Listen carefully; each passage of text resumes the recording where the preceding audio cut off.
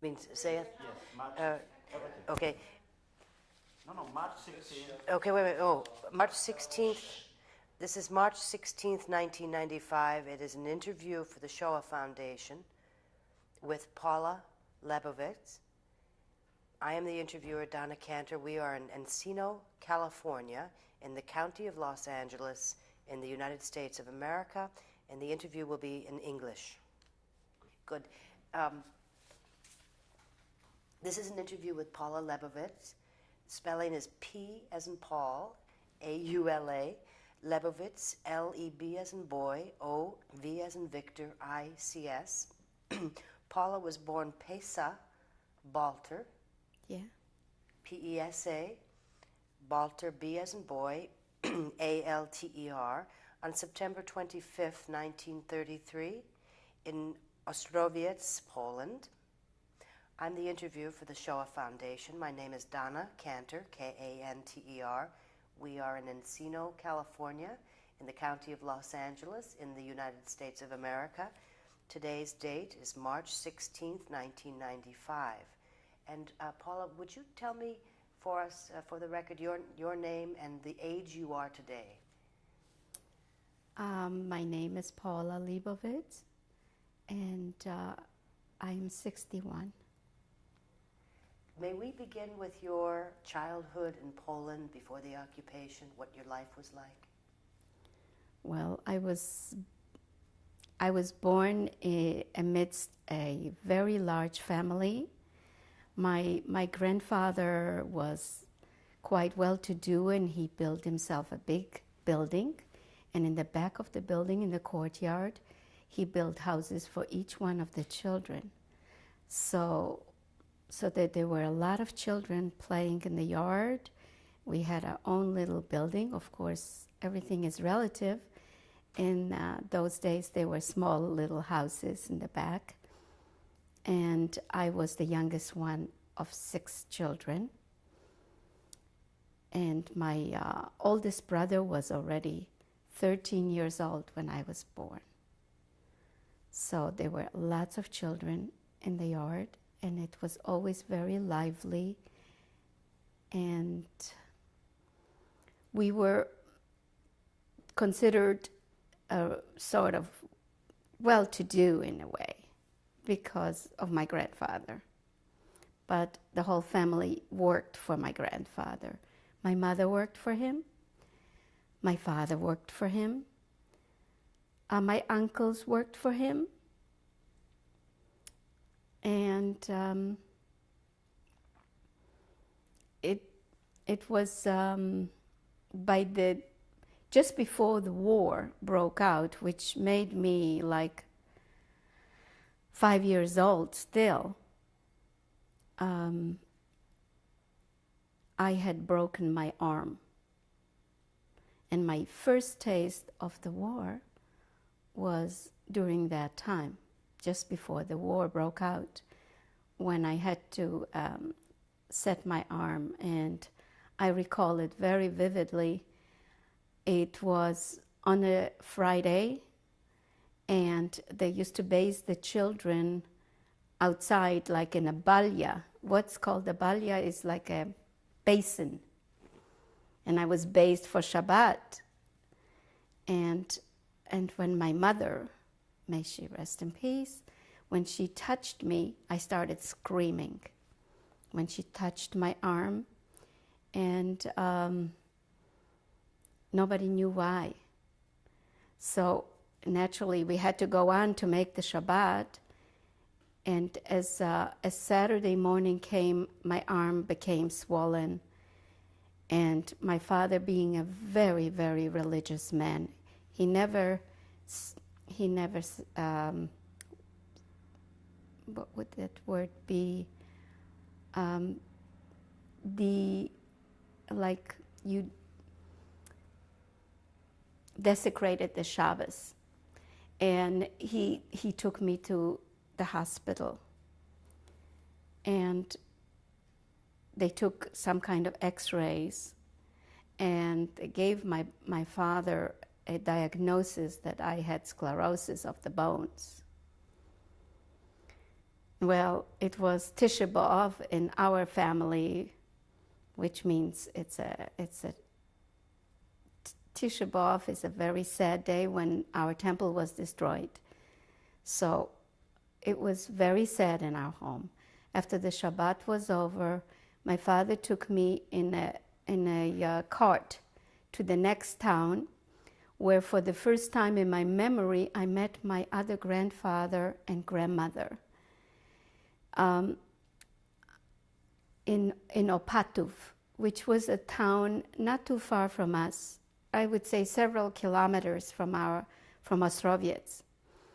And I got a chance to meet my grandmother. She was a little tiny woman, even in my memory, because my grandfather was very, very tall. Even for today's generation, he would have been considered tall. They all got around the family and decided that I should be taken to Warsaw. And it seems through a family, somebody that knew the doctor who was also related, and they took further tests and determined that it was only a break. In the meantime, I forgot to tell you is that while the Shabbat was going on, my father took me to a feldsher. Now, a feldsher is a practitioner. It's not a doctor, it's a practitioner. And he started to move my arm to try to settle it. And by doing so, he even made it worse. The fracture became a break, and I was in terrible pain. The reason I'm telling this story is because my arm went on until the war broke out. It went on for quite a few months. It went on for, it seemed like forever, because in Warsaw they set my arm straight, which was already starting to heal wrongly, because time has elapsed. So my arm never got a chance to be set. And they put me in a cast, which they told me to keep on X amount of time. And I remember coming home. It was very uncomfortable because it started itching, and it seemed like there were worms under the plaster. And in the meantime, I developed a very good weapon against the children, all the children, because if they would come close to me, I would threaten them, I'm going to hit them with my cast. Well, it seemed that when they took off the plaster, my arm was not healed properly. And they had to go back. And that's when the war was already on. And I remember my father taking me to Warsaw when the war was on, and how the Germans didn't let us get into the it either was a train or a bus or whatever it was. And they made us sit somewhere. I don't remember, but I remember they were very stern. And this was just in the beginning, very beginning. It was still, I'm pretty sure it was still 1939. And Poland was just invaded on September 1st. So this might have been at the very end of 39 or the beginning of 40. And we had a hard time coming back from Warsaw. We had to take a horse and buggy to come home because they wouldn't let us on a train anymore because we were Jews. And that's the reason I told this story. My arm never did heal well. I still have a crooked arm, but it's good. The next thing I remember is they let us stay in our house for approximately, I would say, for a year after the war started. They let us stay in our home. My grandfather built his building in a beautiful section of town, which the Germans had an eye on. And as soon as the proper time came, which I would say about a year later, they evacuated us. And by that time already, an open ghetto was formed in our town. By an open ghetto, what I mean is there were posters posted at certain places in our town where Jews were not allowed to cross anymore. While I was still in my house, I remember little things with my cousins. I remember my little things that I passed on to my kids. I remember my cousin, I always thought she was very mean to me because she was a little older and she got a chance to go to school. And she used to come home and they had a garden and they put a little short picket fence around it. And I wanted to go in and she says, "You can't smell my flowers. You're going to smell them all out. You're going to get..." Those little things I remember, and how you recall later on. This cousin, unfortunately, never made it through the war. We were in the open ghetto. I actually liked the open ghetto very much. They put us into one big room at a section of town which was around a big market. They called it a market. In Europe, most of the medieval towns had marketplaces. It's like a cobblestone area which was a circle. And around the circle there were houses built. And that circle was quite large because all the wagons from the neighboring farms used to come and sell their goods and practice. But naturally, when we were put in that ghetto, no more carts came and no more goods were being sold in that marketplace. So they put us in one of the rooms in one of the buildings around that place.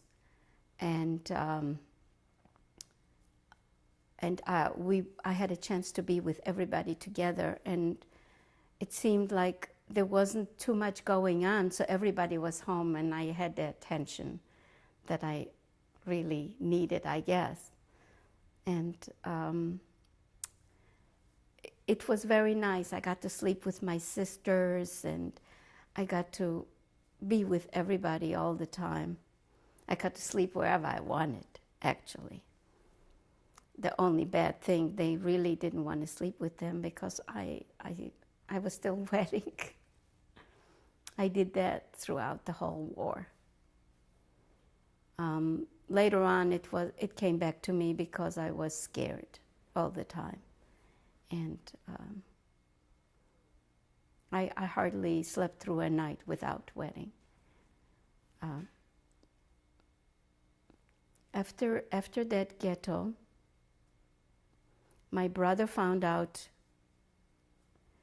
my brother Herschel, who was my oldest brother, he was 13 years older than me, he found out about that they're going to have a selection.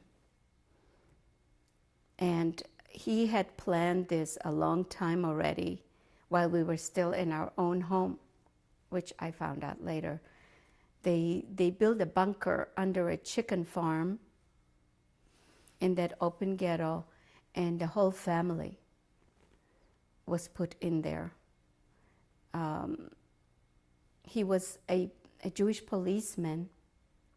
He was 20 years old, and he put us all into that bunker under the chicken coop. The whole family, whoever he could get to go under there. And we waited out the first selection. By the time, also I forgot again, during the open ghetto time there were a lot of hangings, and they were all done in that marketplace, which was right in front of our buildings all over. And it started out with the heads of Ostrowiec, which most of them were not even Jews. It started out with the hangings, and we all were invited to watch. We had to watch, in other words. And also, a very important thing happened during that time is that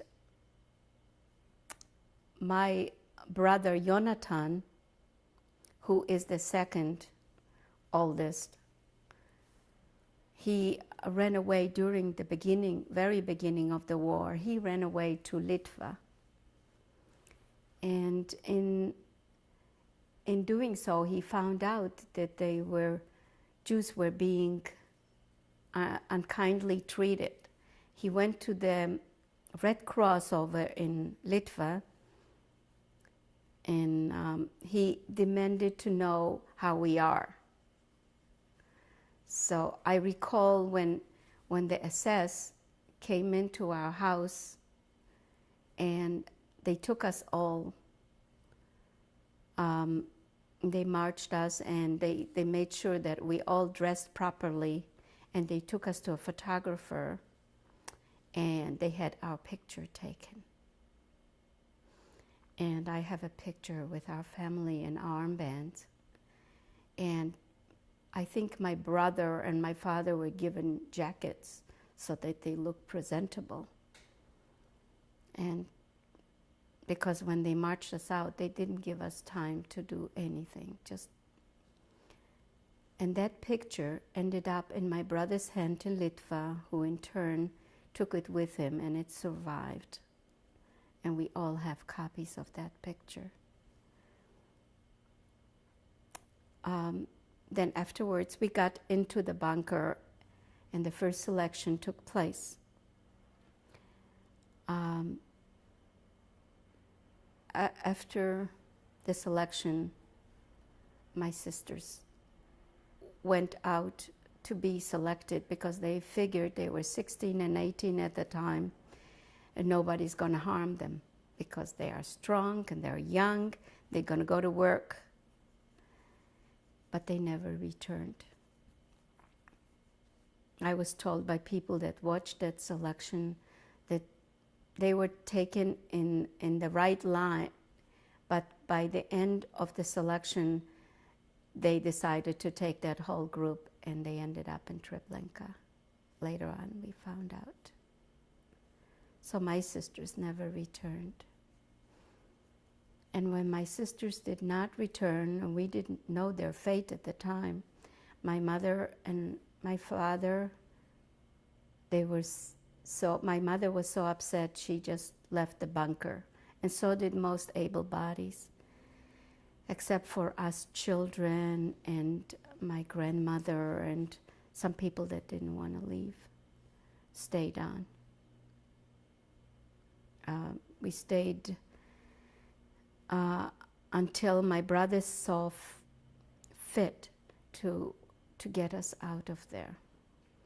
Now that was a story in itself,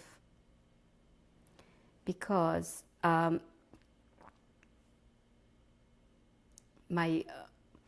they were telling people that they're forming a Jewish state someplace in Madagascar or in Timbuktu, whatever, they told us.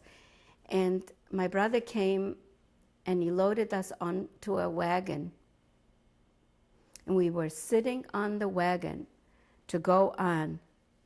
And by miracle, the last minute, he changed his mind and took us all off and smuggled us into the ghetto, which was a smaller ghetto, which was right across the street from where those wagons were loaded. I mean, just a half a street to cross.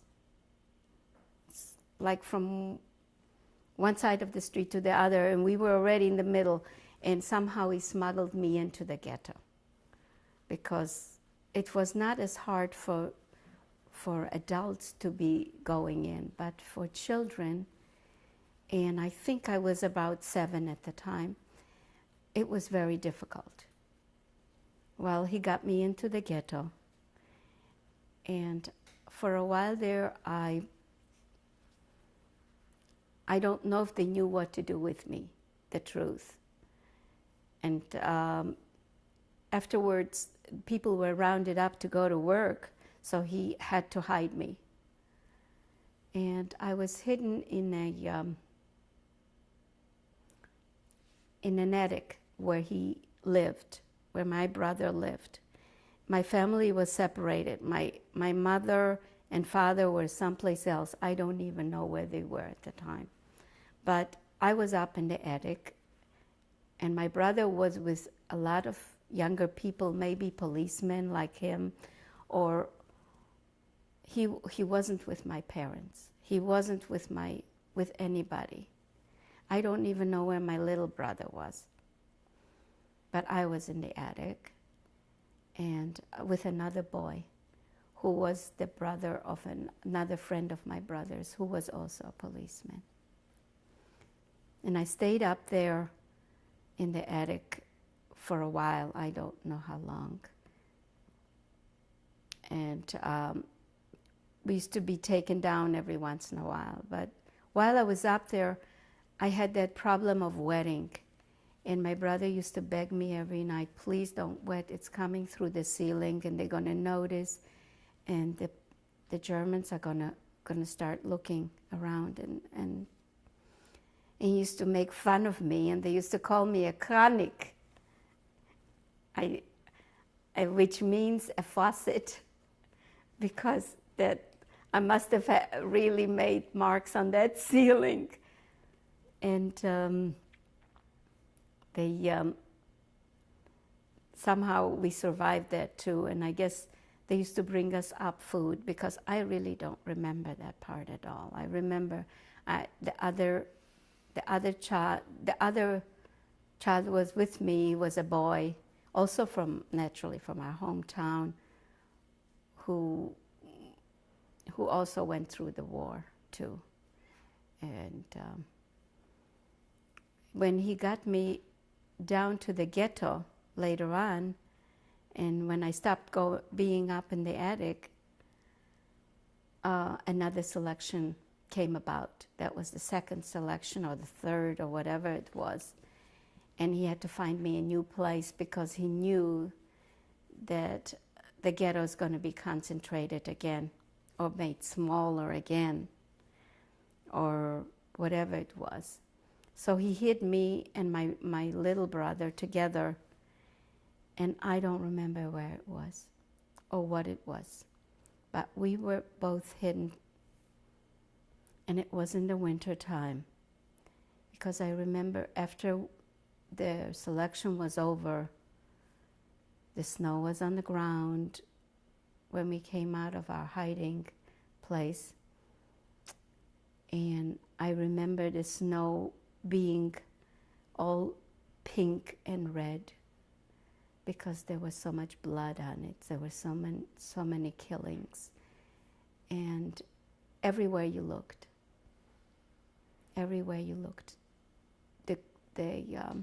the snow was all red. This is all I remember from that selection. And after that, my grandmother was gone. My aunt was gone with her son and her husband. And I also found out, actually I found out recently, that during that time, one of my aunts was hiding in her place, in her own home, with her 3 children and her husband. And the neighbors, the Poles, bludgeoned them with an axe, all 5 of them.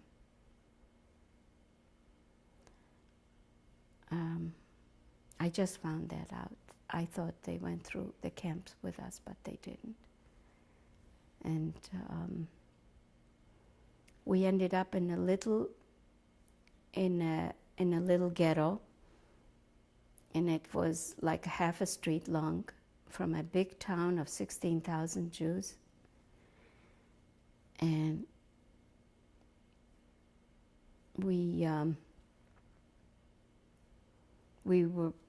I was a child, so I didn't do nothing at the time yet,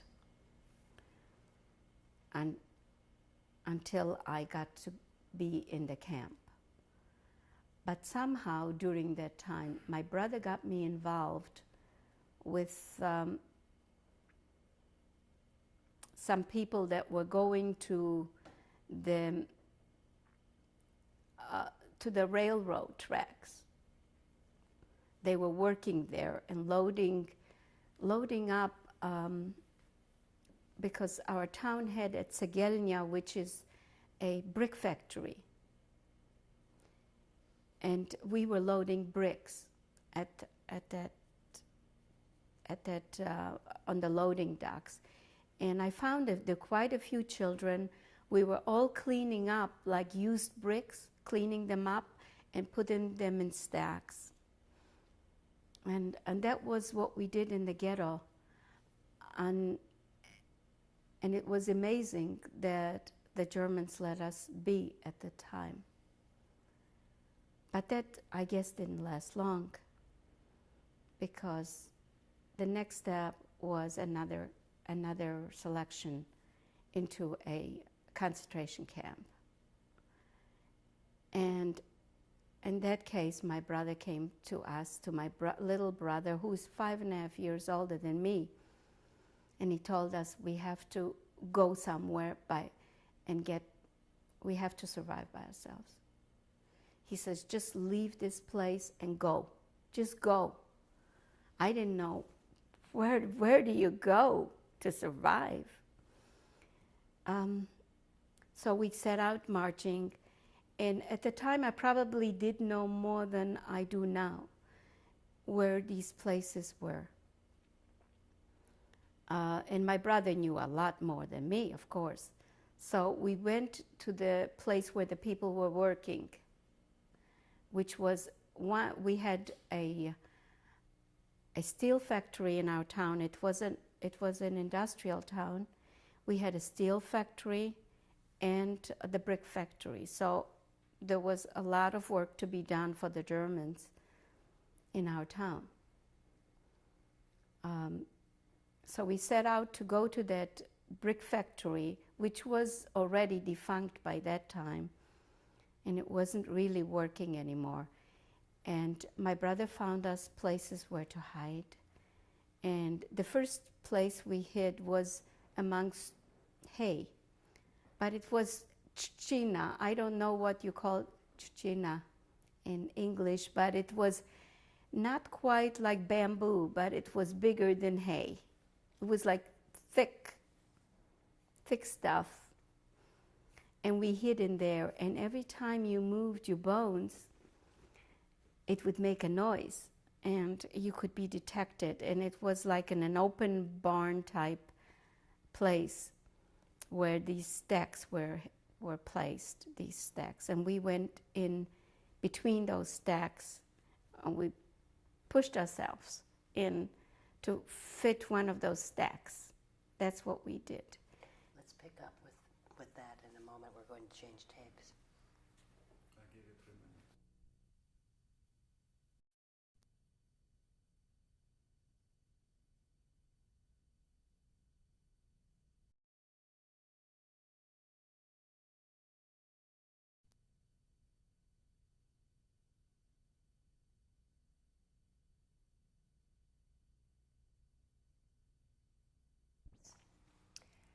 I'm Donna Cantor, the interviewer.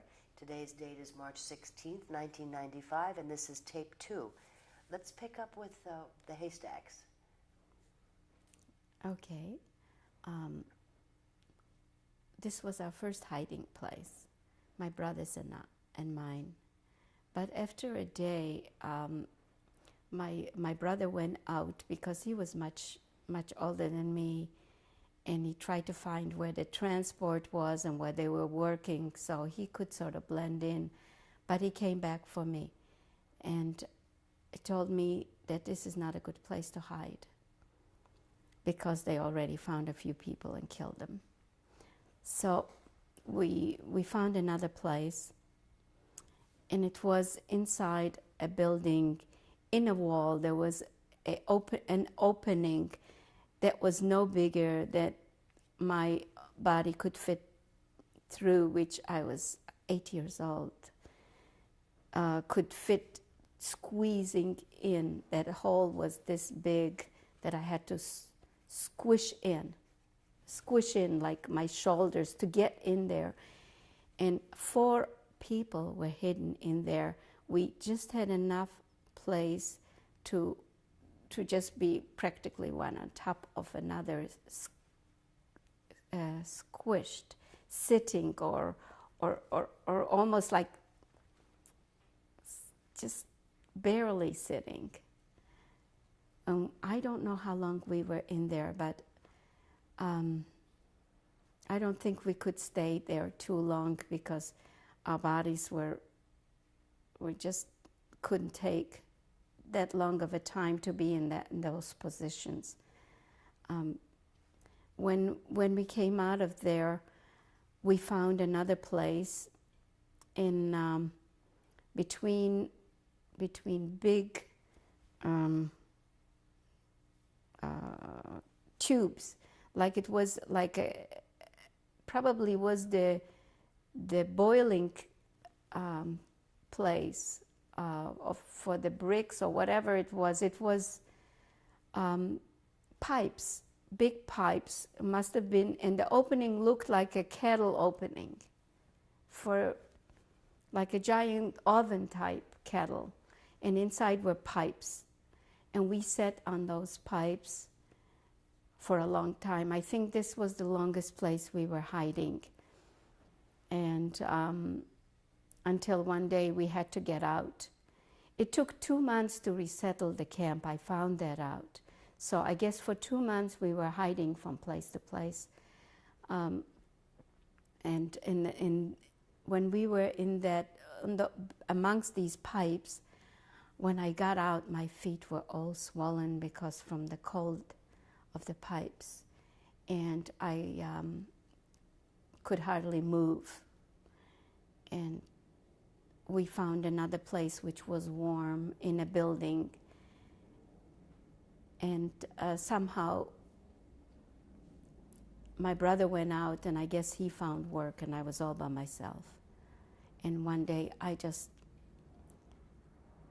couldn't take it, and I tried to go find someplace else where there are some people. I went out, and I went over to where they were working, and they were working. Some of them were working to plant things that we, in turn, I guess later on, I found out where we would eat those like vegetables or whatever they were planting, and it must have been early spring, because they were planting. So that's the only deduction I can make. And I tried to work, and I remember I've seen some people from our camp, I've seen even the Germans, and nobody tried to stop me. He asked me how old, and I said, I want to work. And somehow he didn't stop me. He didn't turn me back, he didn't do anything. But pretty soon, somebody approached me and told me, I better get out of here. It could have been my brother, could have been my little brother, to get out of here because they're going to take me away if I don't get out of here. And I made myself disappear. And I went and I tried to find another hiding place.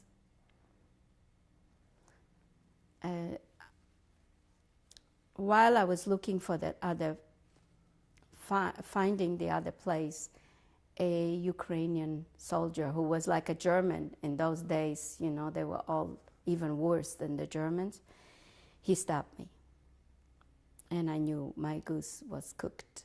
I didn't have a chance because he stopped me, and it must have been at the end of the day.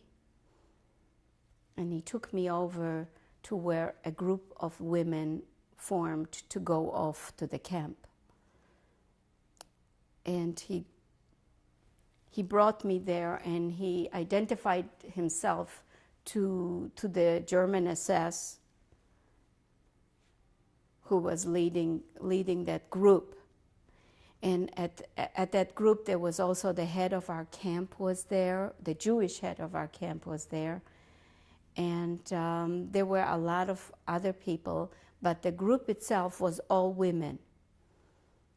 And while he was identifying himself to the SS and telling him about me, my mother saw me in the group, and she pulled me into the group.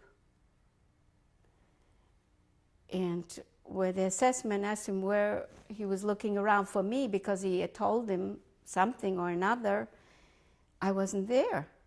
So this time the SS had a big poke in his hand, and he went amongst the women, and he just went with the poke, and he hit everybody on the side, on each side, till he got to me. And my mother was holding on to my hand, and she had like some food in her arm, like a bag of something.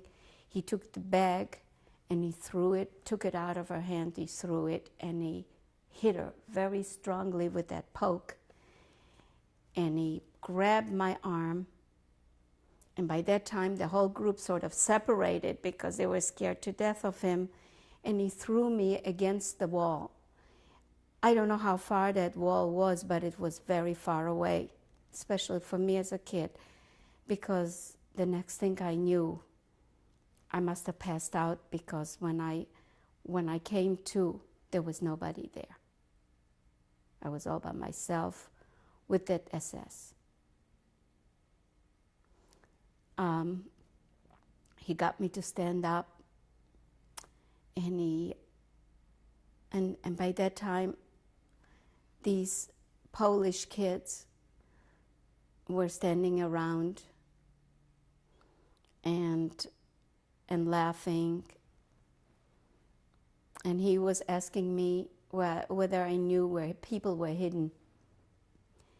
And I said, no, I don't know. So he took me around to a couple places where I knew people were there or used to be there, and he couldn't find anybody. So I tried to make a deal with him, and I said, look, if you don't find anybody, can I go and see my mother and father the last time? Because I knew what he had in mind. And those Polish kids were following us around wherever we went, and it seemed like an eternity, because we went through that whole place, and in my child's eye, it was a very large place, many buildings, and many places to go and see. They even took me to that kettle where I sat amongst the pipes, and there was a couple of corpses there inside, and I couldn't find anybody. So he brought me back to that wall,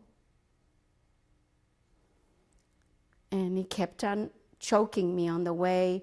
I had a scarf on, and he put it around my neck, and I put my chin in so that he won't choke me.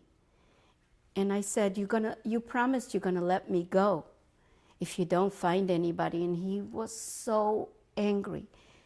His anger was unbelievable. I mean, he just was, whether he had a quota to perform or something, because he was so angry at. And those kids, there were at least 2 or 3 or 4 Polish kids standing around say, she knows where they're hidden. And they said it in Polish. I can't recall anymore how to say it, because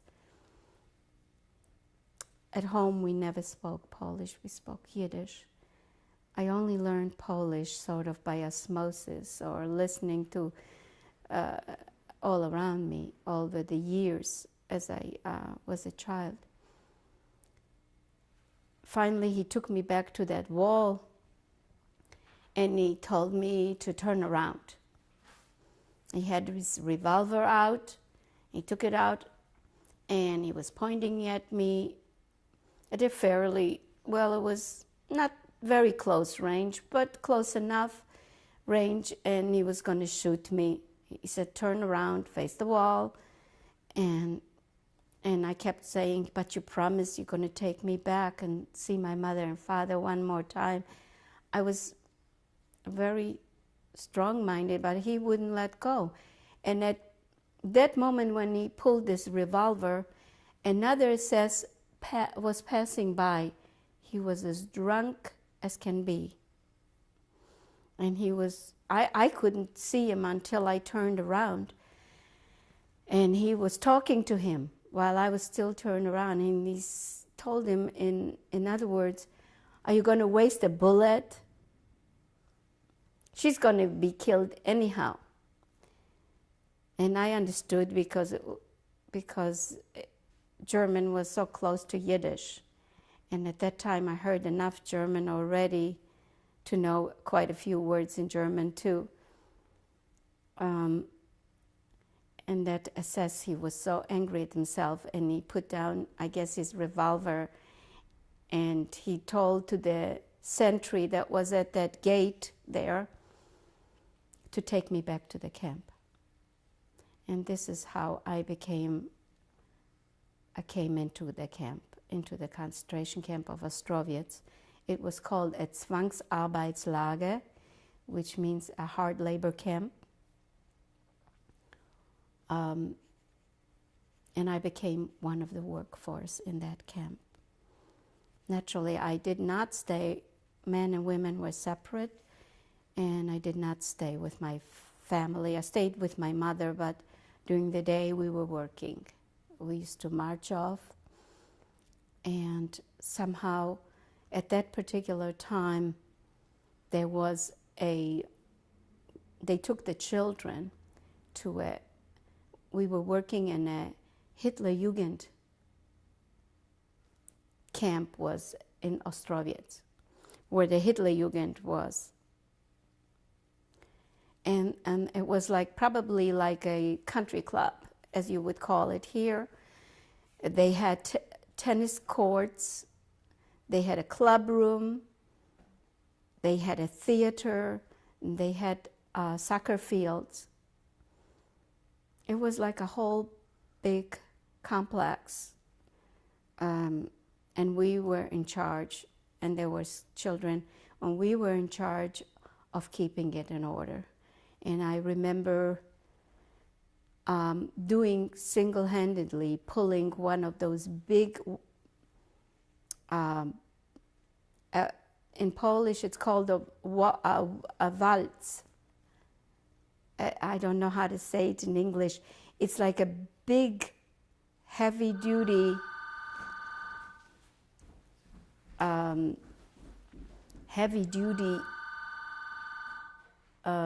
pull that you pulled, and it was made out of iron so that it can flatten. It flattened the tennis court. It must have been clay. The tennis court must have been clay, because we had to flatten the earth, that clay, that red clay, with that waltz, which is a huge steamroller, that's it. A huge steamroller, and I had to pull it all by myself. Now, once you got it started, it wasn't so bad, but it was just almost impossible to get it started. And I remember at that time, I must have been very, very emotional, because I would cry at anything. And I remember trying to pull it and cry, and pulling it and pulling it. And when we would end our work at the end of the day, we would go into that club room where we gathered, and they would march us back to the camp. And while we were crossing that part, they had when the Hitlerjugend, when they were there, their favorite sport was to have dogs. And they would let those dogs go on us and see, between crossing that street, how many can catch us and bite us. I mean, it was pretty hair-raising to try to beat those dogs. But thank goodness they weren't always there. And if they were there was only a few at a time. I remember during that time, we had to clean we had to clean and make sure there were no weeds next to the soccer fields. And I remember particularly having to clean that theater. I have a particular memory of giving like a small bucket and something in my hand to wash that floor, and me looking back, and that place looked so big, whether it was the stage or the downstairs, and it looked like endless. And the tears were just rolling down my eyes with that little rag, and I was afraid they're going to punish me if I don't get it done. I remember it was very, very, very emotional, and I remember just my tears were just streaming down my face, and I was doing my work, and I couldn't stop crying and looking back, and that place seemed to look bigger and bigger all the time. And I was afraid I'll never get it done. I don't remember whether I did or not. I don't. I just remember that awful, terrible feeling, and that helplessness, sitting there on the floor on my knees, and that vastness of that place. When I looked back, it wasn't hard work. It was nothing. It was just the overwhelming feeling of the vastness of it. This is mainly what we did in the camp, and every once in a while they would also take us to the factory to do some more loading of bricks. But mostly we did take care of that Hitlerjugend camp. When you were in the line or trying to escape and your mother pulled you into a line, you said that you knew they were being taken to a concentration camp. How did you know that? Because they were working. They were adults. I assumed because they were adults that's okay. And the people that saw me there, they weren't very happy to see a child, because it means that their life was jeopardized. I was not very welcomed either way, because amongst the people in the camp, children were not welcome, because, first of all, a lot of people were angry. Their children were not there. A lot of people were angry because I jeopardized their lives. And a lot of people maybe would have liked to have helped me. But most of them, I presented a terrible threat being there next to them at any time. So I wasn't very welcome by my own people either in those years. It was very difficult to survive as a child, because I didn't know anything. The only thing I knew is that if my mother is there, my father is there, that must be okay. Then I'm safe. Then I'm okay. Because my brothers are there, my father is there, then it must be fine.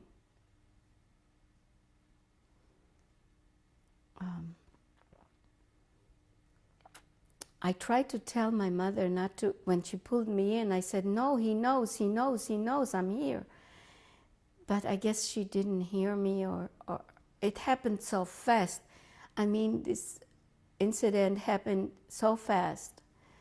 I'm telling it slowly, but it happened very fast. It was just amongst the few times that I came face to face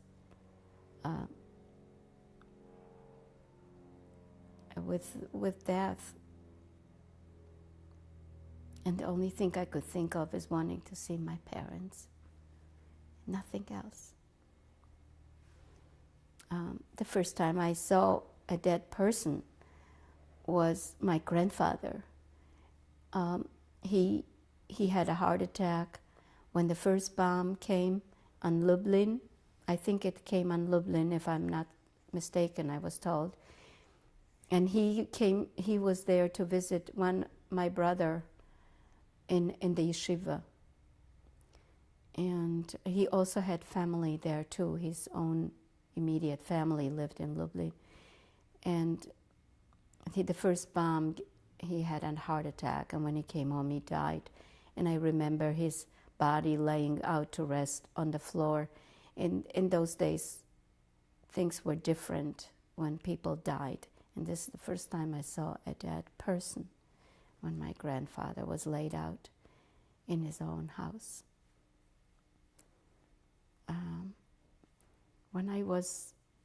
When the second selection came, the first and the second time I saw them is when they were dancing on their ropes in that square.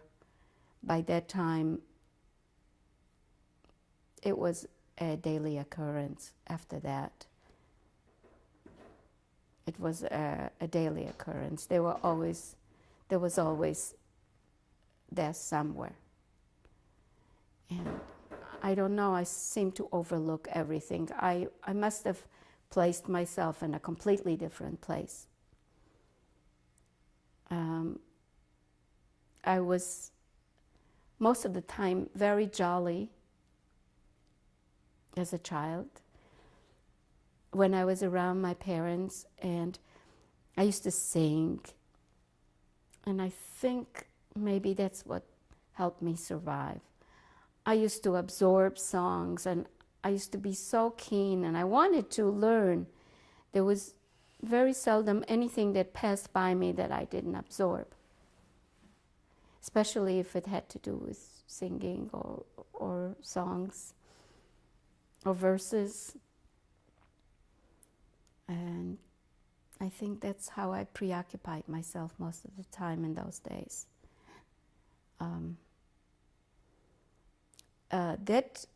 That camp was, they built another little camp after that. And so they split us sort of up to go to different places to work. So it was a small camp. I think there were like 2 barracks in the other camp, maybe. And I used to be able to go there. And that's where mostly men were in that camp because they were working. And I remember going there with the groups. Naturally, you didn't go by yourself anywhere. But since I was accepted in the camp, I was part of the group. And I used to be able to sneak in, and I felt very confident. I guess maybe I wasn't scared of that part. Because I remember I snuck into that camp, and my father was in that camp. And next to him was an old man. And he taught me a song that I have performed quite a few times. I sang it in Auschwitz. I sang it at Yom HaShoah in the DP camp. I also did it in 1989, I think, at Yom HaShoah here in Los Angeles, which was a very hard thing for me to recollect it because I had written it down, and it's a monologue that lasts approximately 4 minutes. So it is not a little song, it's a big story. And this is where I learned it. I learned it from that old man in that other camp in Ostrovets, where there were mainly men there. And I really don't know time. I know we were busy all the time. Our food, I remember they were cooking for us in that camp. The camp was surrounded by ditches. And when the ditches filled up, there was mud and water in the ditches. I guess that was for safety's sake, for if anybody tried to escape. There were no electrical fences, but the ditches, and they contained frogs. And they used to catch the frogs and cook them. And we had frog soup. I mean, we ate pretty well in that camp. I even remember helping out in the kitchen in that camp. Naturally, there were always selections and there were always shootings and people trying to escape and being caught and brought back. And we always had to watch. We always had to watch everything. I mean, that was part of the rituals that everybody had to attend. And there was always the German there probably telling us, this is your fate. And I slept with my mother, and I still wet. I used to wet every night. And we were laying on boards, and I don't know if it was hay on it or whatever, but it didn't make a difference. I was young, and it didn't bother me either way. I don't remember. Would you place this in what time period before the Hitler Jugend? This was all in one era. This was all in one era. We were in that camp for at least a year and a half. Because total time that I was in the ghettos and in the camps was 3.5 years. So I would place that year and a half in that camp. I was working most of the time while I was there. And so when I got to Auschwitz, after that camp, I was 10 years old. So between the ghettos and Auschwitz, that 2 years elapsed. When you worked for the Hitler Jugend Camp. in that camp, was that at the simultaneous? That was when I was in Ostrowitz Zwangsarbeitslager. That was during that time. Before you went into the line with your mother, where she grabbed After. you? This is all after. I was legit. When they took us to work, I was legit. I was a legit Häftling, as they used to call us, means prisoner. Let's pick up with your deportation with the next tape. Okay.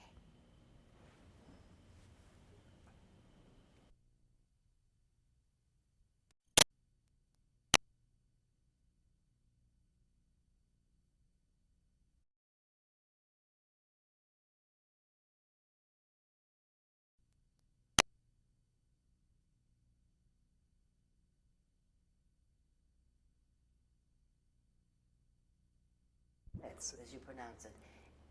And I'm Donna Kier, the interviewer. Today is March 16th, 1995.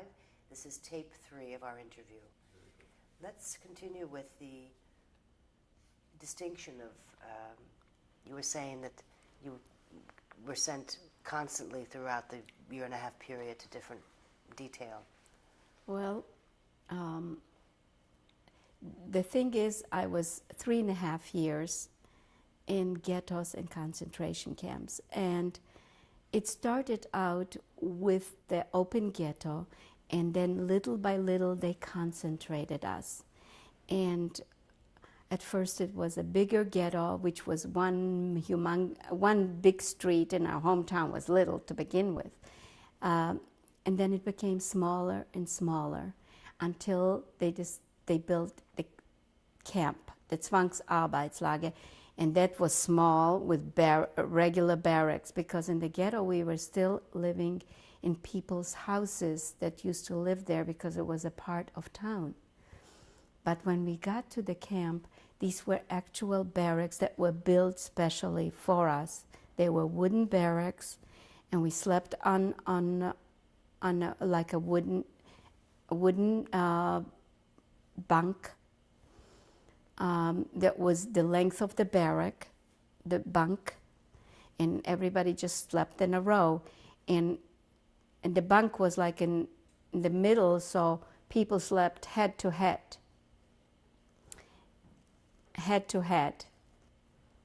And there was 2 rows of people. And that was the camp. Now, from the ghetto is when I finally got into the camp, when I was telling that when I related my incident with the SS, that was the entry into the camp. That was my first entry into the concentration camp or hard labor camp of Ostrovets. And how did you feel about those experiences? Well, as long as my parents were there, I was fine. I was fine. If they were there, then it was okay. And it's the only explanation I have as a child. Because if your parents are there, it doesn't matter how devastating or how bad, it's okay because your parents are there. Or even though I was never really with them, I was not with my father.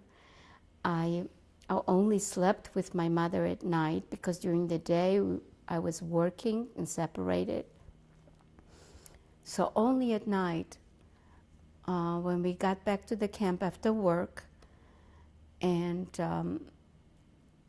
I think during our meals, I don't remember how we ate our meals. All I know is that they had big vats and they were giving us soup, so to speak, and pieces of bread. But this was good food. This was really good food because everything got worse as time went on.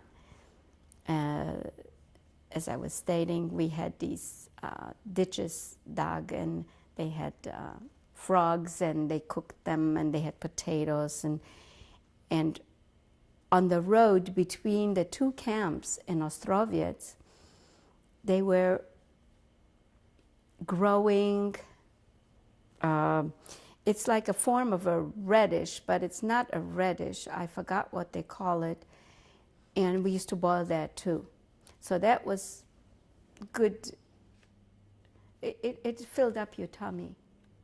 So that was boiled as well in the soup. Everything went into that soup, whatever they had. Turnips? Maybe turnips.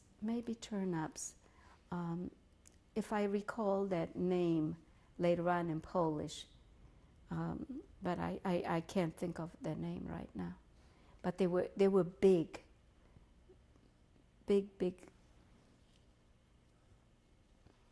I don't know what they were. Maybe in the squash family, maybe not. I don't know what. I'll think of the name in Polish. I thought of it the other day, but I forgot. I didn't write it down. The men that your father worked with, what kind of work were they doing? I'm not exactly sure. They like I say, they had a steel factory in our town, and a lot of people worked. They worked for the Germans, and they helped their war efforts, whatever it was that they had to do, but they worked every day. Would you talk about the song that you learned? Would this be an appropriate time for you to sing it to us, or in connection with the... No, I can't sing it. I don't remember right now the words. I would have to redo it on a different tape. Maybe I can. I don't know. I haven't practiced that. It takes a long time. It's like I say, it's a 4-minute song, and you have to really rehearse yourself to tell the story right. And it's got verses and song in the middle, And it's a song that tells the story of the Jewish plight, so to speak. It takes place in a small town, and it probably was written during the First World War. It shows a small town somewhere in Poland where the Germans invaded and they come into a synagogue in a small town, and it happens to be Yom Kippur, and they all saying Kol Nidre, and it comes in, the Germans come in, and the Russians on the other side, and the Germans come in, and they say that they have hidden an informer into the synagogue in the middle of Kol Nidre, and the old rabbi is in awe. He doesn't understand what they even mean. And here this old man finally comes forward, and he's 80 years old, and he says he is that informer, and he dies on Kiddush Hashem on Yom Kippur. And the song goes on, and Kol Nidre continues. And it's a little monologue story, and this is what I learned in that camp. And somehow I had to revive it all the time because it's involved. So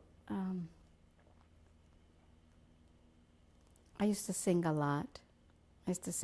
Whenever everybody used to get together, and when it was like off time and we felt a little secure, and there were not too many Germans, and they were only at the posts, and we felt a little more free. So they used to say, sing. And I used to sing. And even though I was let into the camp, and at times I felt free, but when the Germans used to come into our camp, I remember my brothers always tell me to hide. So I used to crawl under those bunks. There was a crawl space, and I used to crawl under and hide. Because as a child, you were never secure anywhere. Doesn't matter whether you worked or you didn't work. It depended on their moods, how they felt, and what transpired. The whole war didn't make very much sense. Nothing really made sense.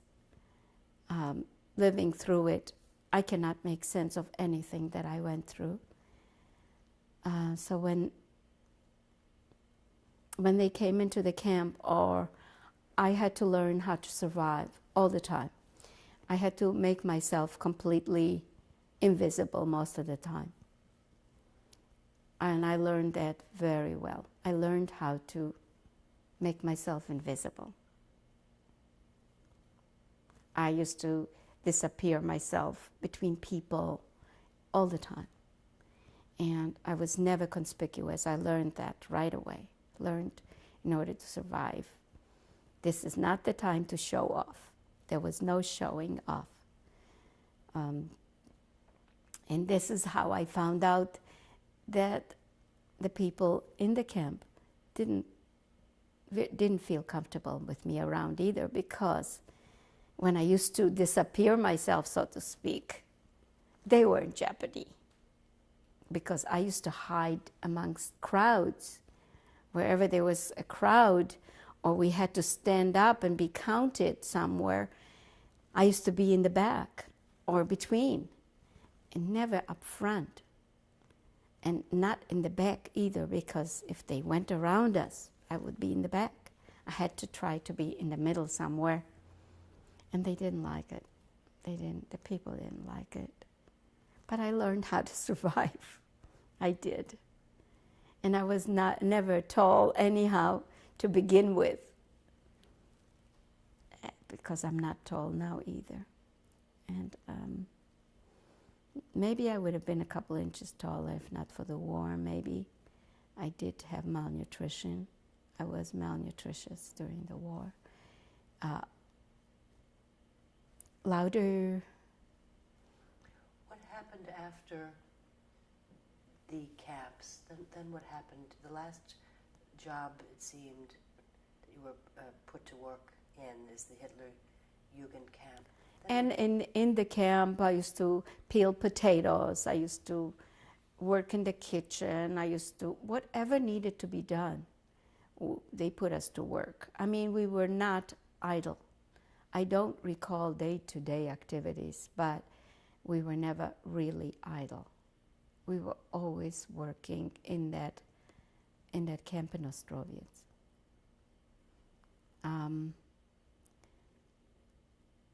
And like I said, I'm going over it very, very lightly, and I'm making light out of it, but it was a day-to-day struggle to survive daily, and not to be singled out, not to be captured, not to have to account for something, and to just be on the mediocre part, being part of the disappearing crowd was a daily chore for that year and a half in that Zwangsarbeitslager of Ostrowiec. It was a daily chore. A lot of things happened, and a lot of close calls for myself, but on the general, I survived for one reason, is because I think I learned in my own head how to transport myself out of there. And I did. I did it daily. I did it all the time, and I learned how to physically help myself to survive by a lot of little tricks that I've learned being there. And sometimes I find myself even today using it. I find when crowd gathered and everybody is so curious over things, I make sure I'm out of there. Until today. I don't want to be part of a crowd. I don't. I try to be out of there. Don't want to be caught up. Maybe it's left over.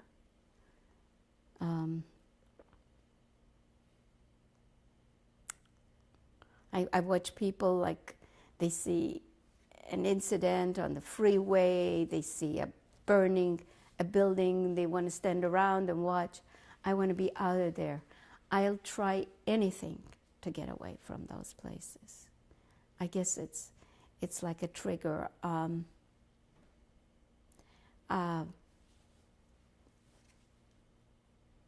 Lots of things will trigger remembrances and incidents. And I know I was young.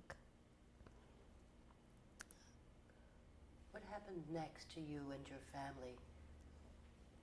Well, like I said, I was really never with them from the time, actually from the beginning of the ghetto. I was never really with anybody. I was strictly by myself. I slept with my mother during those years, except for the ghetto when I was up on the attic, and later on in the camp, I was working and just sleeping with my mother, and the man was separate. So I was really never together with my family. Once we were all separated after that bunker. So I was strictly on my own. At what point were you separated from everyone, from your town to Auschwitz? Well, I guess it happened in 1944.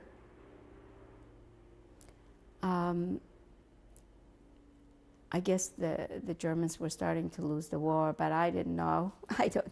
Didn't know anything. All I know is that one day we were all marched, and we were put on those cattle wagons. being that it was an industrial city, there were plenty of train stations, and our camp was located not too far from that, because that's where the men worked. So we were put on the cattle wagons, and that's the only time where I was with my brothers and my father and my mother in that cattle wagon. And it was a very devastating time, very. I was little. That wagon was so packed with people that we had no room to sit down. There was no room. You had to either stand or be stood on. It was just packed. And there was no air. I remember sitting on my little brother's shoulder, so that through those few little openings, I could catch some air. And he held me on his shoulder, because the minute I would be standing up, I was in somebody's waist, in somebody's excrement, and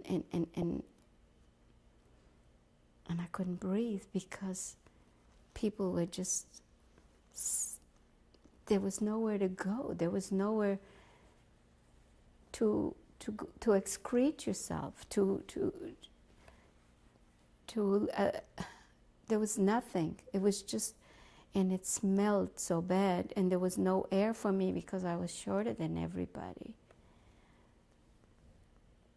I don't want to exaggerate. I don't know how many days. I was told a couple days we were on these wagons. And I remember sitting on my brother's shoulders a lot just to survive. So whenever I needed air, it was very devastating. I think I was sitting on my father's shoulders. My father and my sister, and before we went to one of the ghettos, contracted typhoid fever. So my father was very weak. He never recovered, really. He never recovered his strength, his stamina throughout the war. That's what my brothers tell me. So he couldn't really lift me even up to get me to the air, but he tried. He really tried.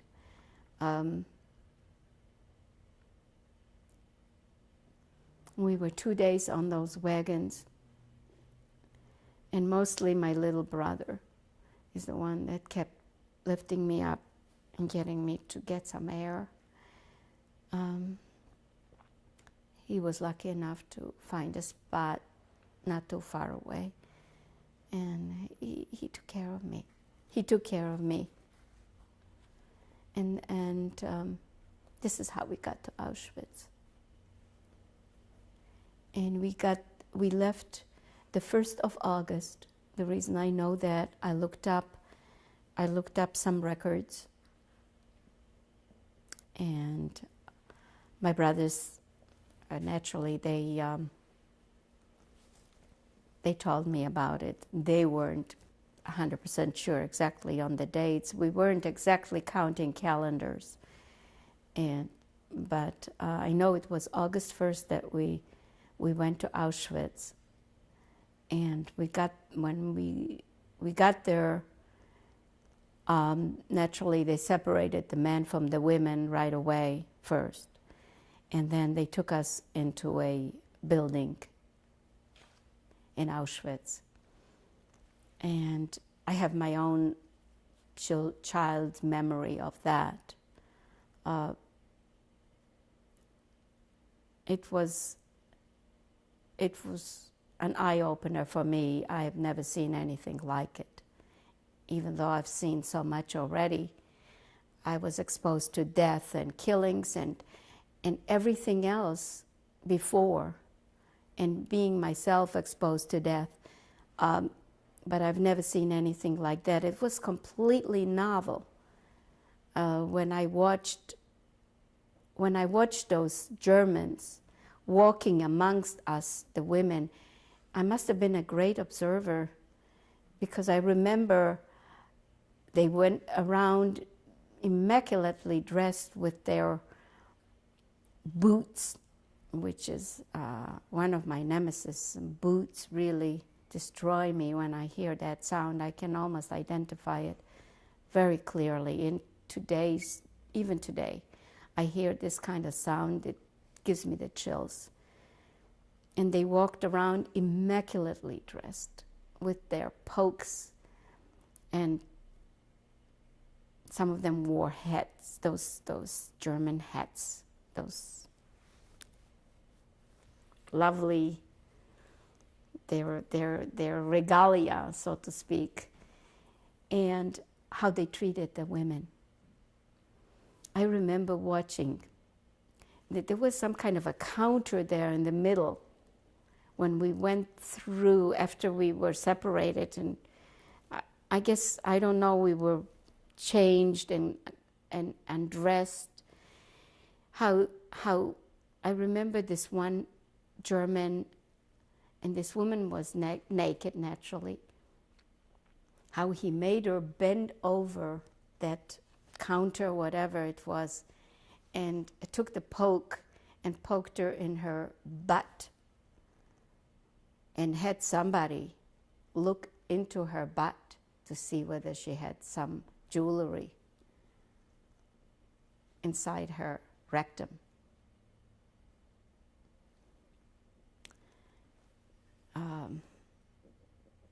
And how they went around and looked at everybody. And some of us were shaved, some of us were not. It was, I guess, in the life of Auschwitz, it was already at the end of it, towards the end of it. Even though I didn't omit, the most horrifying killing took place after I came there. The burning and the gassing was night and day after we got there. But still, if you measure it in months, it was towards the end of Auschwitz. I remember after they went through us real thoroughly, I felt like I was just an observer there. I was sitting and observing. Didn't involve me at all. I wasn't part of it. I managed to get myself out of that place. I wasn't there. And they took us out on the platform, naked, and we stood there for 24 hours. Naked on the platform.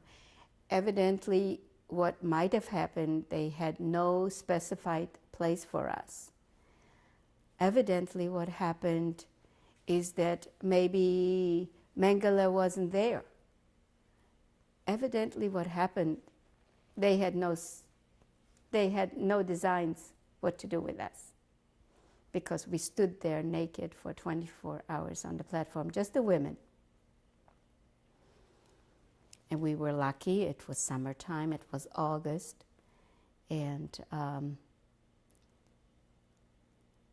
all of a sudden, we were marched into a shower.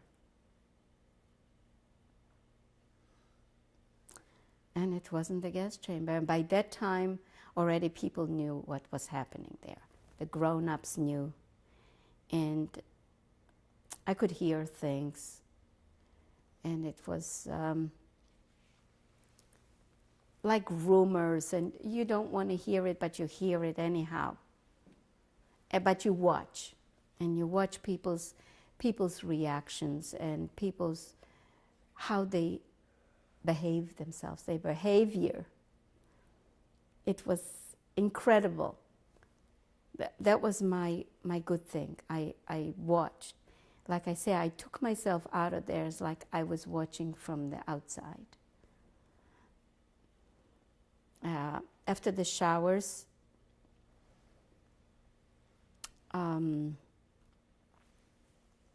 It could have been that after the showers they stood us there for 24 hours. Could have been before. I cannot exactly put it in the proper place, and I'm not going to try. All I know is they marched us into Beilage, they called it. I was into numbers always, so we were in block 16 of the Familienlager or Beilage, they called it. And I remember I was in awe of seeing signs. There were signs posted everywhere, signs. And I didn't know where I learned how to read, but I wanted to learn how to read, and I must have learned it because I could read them. I could read the signs. I was fascinated. I was absolutely fascinated by the signs and wanting to read them. And in that block, I don't know if there were like 1,600 or 2,000 women in that block where we were put in. And it was triple deckers, as you see. And in each section, there were 8 women. I think 8 of us. I'm not sure exactly. But we were, if one turned over, all of us had to turn over. And I remember my mother was with me, and she begged them to put us on the lower bunk because she knew that I still wet. I peed. So she begged them to put us on the lower bunk, and we were put on the lower bunk. And every night I used to wet the whole thing, everybody, because we were one on top of the other. If one turned, we all had to turn at the same time. It was devastating and embarrassing for me, but I couldn't help it. I just could not help it. I was very lucky that the women didn't tell on me, because I knew if they would tell on me, I wouldn't be here to tell the story. They all came out of the showers in very sparse clothing. We were given very sparse clothing. We weren't given anything back that we came with naturally. And we were all deloused, as they called it. We were all sprayed with that powder, always, because one of the signs read, "Halte dich sauber." Or one of the signs read, "Einlaus dein Tod," which means one louse your death. And it had a double meaning on that.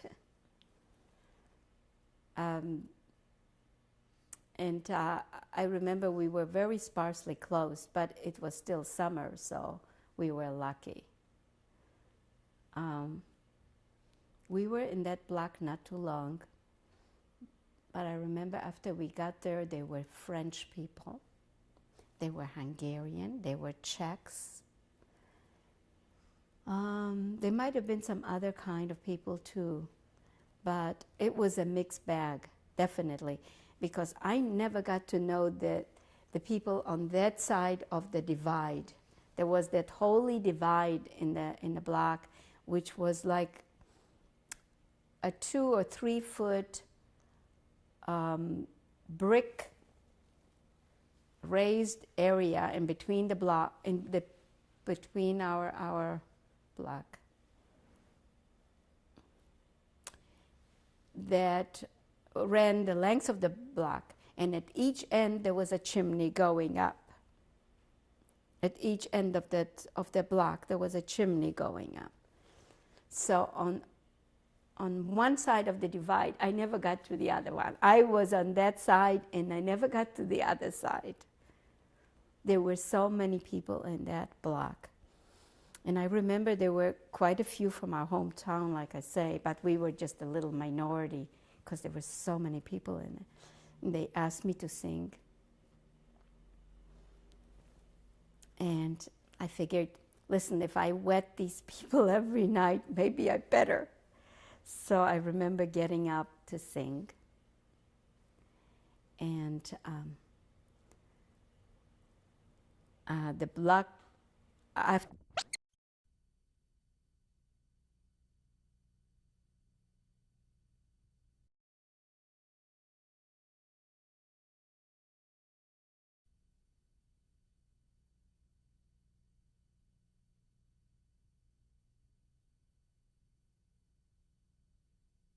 I'm the interviewer, Donna Cantor. The date is March 16th, 1995, and this is tape 4. You were saying that you decided you should sing. well, like I said, you know, I have to qualify that we did arrive to Birkenau. We considered it Auschwitz everywhere, but this was Birkenau, and it was B-Lage, and it was Block 16. And there were a lot of people in there, and when we arrived and the people from our camp asked me to sing, I felt obliged because I figure these people that were next to me, there was on one side, and I think I probably went over more than one person, must have continued on. And if they asked me to sing, I better oblige them and sing to make up for what I did to them every night, practically. Because all they were giving us is water and just, they called it soup. And at night they gave us like coffee, they called it, which was like mud. And so I felt obliged to sing. So I got up and I sang Kol Nidre. That's the song I learned from that old man in Ostrowiec. I sang it, and after it was through, I heard applause and then suddenly stop. And it got very quiet, and I turned around, and there was the head of my camp, my block Älteste, they used to call it, somebody that was in charge of your block. She was a Jewish young woman who came from Czechoslovakia and had a big ego on her because she's been there for a long time and considered us as privileged. And she showed it to us that we were privileged. At every appel, she would make sure that somebody got it good. She wasn't very kind. She wanted to show to the Germans that she has authority. So when I got up to sing and I finished, and they started applauding, but the minute they saw her, everybody stopped. I looked around and I said, uh-oh, that's it. Well, in the meantime, she started applauding, so everybody joined in, and she asked me to come into her room afterwards. And I went to her room, and I became privileged, very privileged. I got extra food, and she asked me to sing for her and her assistant. And it seems in the block, there was a Block Älteste and assistant Block Älteste. And they had a room all their own at the beginning of the block, which was right where that chimney went up, just before. It had a room, and they had their own bunks. And she asked me if I could come into her room and I could sing to them, and if I know any other songs. And after all, I had 2 sisters, and they were already 18 and 16 at the time when they were taken away. So I heard a lot of love songs, even though we were a religious family at home. But they knew a lot of Polish love songs, and I was very lucky. I really absorbed everything, and I learned their songs. So I said, sure. So after that, I used to go into their room, and I would sing to them, and I would get little crumbs, little food, extra food, and I would bring it back for my mother. And I was very privileged, and she asked me if it would be okay for her to take me to see the Lagerälteste, which is the head of the camp, the Jewish head of the camp. And now there was another privileged person, and I said, sure. So just before she took me to see, I'm talking about time elapsing. It didn't happen like today and later, and it happened during time. I'm talking about time, because when we got there, none of us did anything. We got up in the morning, we went to appel. When at the crack of dawn, we would have appel. And we would stand in appel, and as I was saying, I learned where to stand, even though we had our own designated spot and we had to stand in our own designated spot. I had found my designated spot to be in the middle and not at the end and not in the back and not at the front. And at every appel, somebody would get a beating. Somebody didn't stand right. Somebody didn't do whatever it was that had to be done. And we would stand there until a German would come by, and it used to be women. In our block, at least, there was a woman that would come by, and she was dressed just like any other officer, and with those clanking of the boots, and she would go with her poke and count us, the same way as our block Älteste would count previously. She would make sure everybody is there. And the German, she would tell the German everybody's here, but most of the time she would count us again, the German officer. And she would count us and walk through the group, look at us, and then at the will of our block Älteste, we would either stand there or be dismissed. Sometimes we would stand there for extended length of time, for no apparent reason that I knew of. And later on we would go and get something. I don't remember if the bread came at the end of the day, beginning of the day, or in the middle of the day, whatever. We would get something in our stomachs then. And then we would go back into our block and we would do nothing. We would do nothing. There was nothing for us to do in Auschwitz. We were just waiting around. There was absolutely nothing. So when she asked me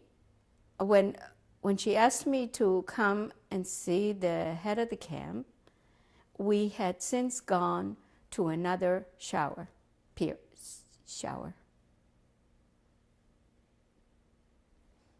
Oh, I forgot to say. I'm sorry.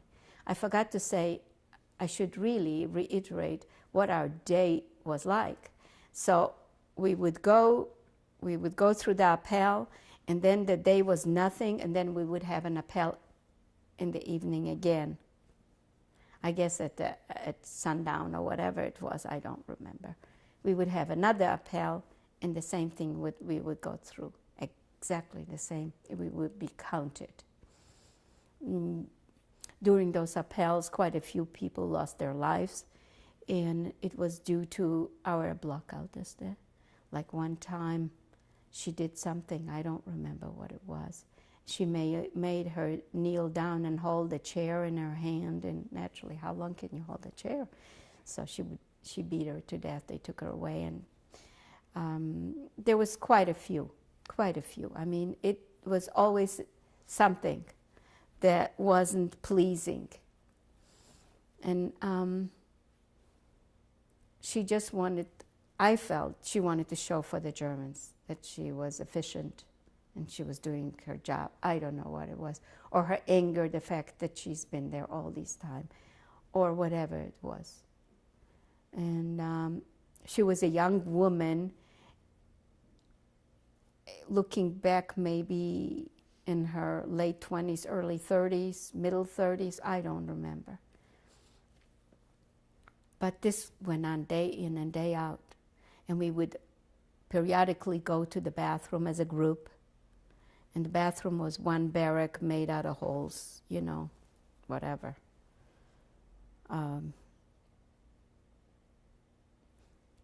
She asked me to go to the head of the camp. But just before that, we went through another scrubbing, going to the showers. And I must have stood a little longer at the shower because when I got through, all I got is a shirt. All they were able to give me is a shirt. And my mother got a slip because she was waiting for me. So she got a slip, like a cotton slip or something, and I got a shirt. No underwear, no nothing. Just a shirt for my mother, for me, and a slip for my mother. So when when I went to hear the block elders there, all I had is that shirt. And I was wearing it like Tarzan around my middle, and I tied the sleeves behind me, and I was Tarzan, the woman of apes or something. And went to sink, somebody gave me something to put on top. One of the women gave me something because they heard, and they were all so impressed that I got a chance to go and sing for the head of the camp. Well, when I got there, I sang for her all the love songs I remembered my sisters singing, and they were all very nice. And they took another girl along with me too. She was also from our hometown. She was bigger than me. Everybody was bigger than me. At least my own age, they were taller and bigger. By that time, I was already 11 years old. And I remember when she got through with me, she told me she was going to take me and get me dressed. So I told her, I said, I need some clothes for my mother too. And I wouldn't want to be dressed. I want her to have some clothes too. Well, needless to say, I don't know if a day passed by or 2 or 3 or whatever time that she took me to the storeroom where there were, I can't tell you, it was like going into a Paris shop. You can dress as you will. And they dressed me up like I walked out of a showroom with a coat and a dress and shoes and stockings and God knows what. And I brought back for my mother shoes and clothes and everything. Well, unfortunately, I don't know how long this lasted, but it was only like days before they took us out of that Bilage. They took the children and separated us completely and took us away.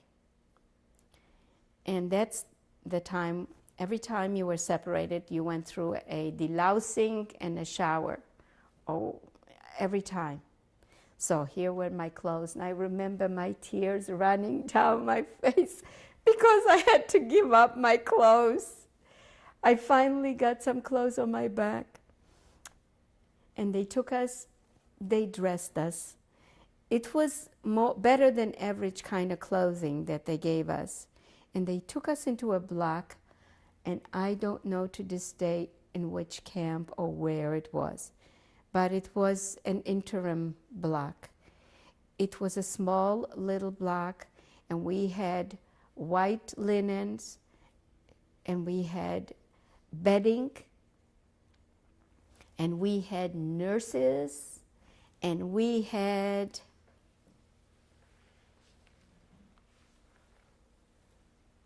everything. And they made us go out in a yard, which was part of our block, a part of our barrack, and they taught us how to sing and to dance.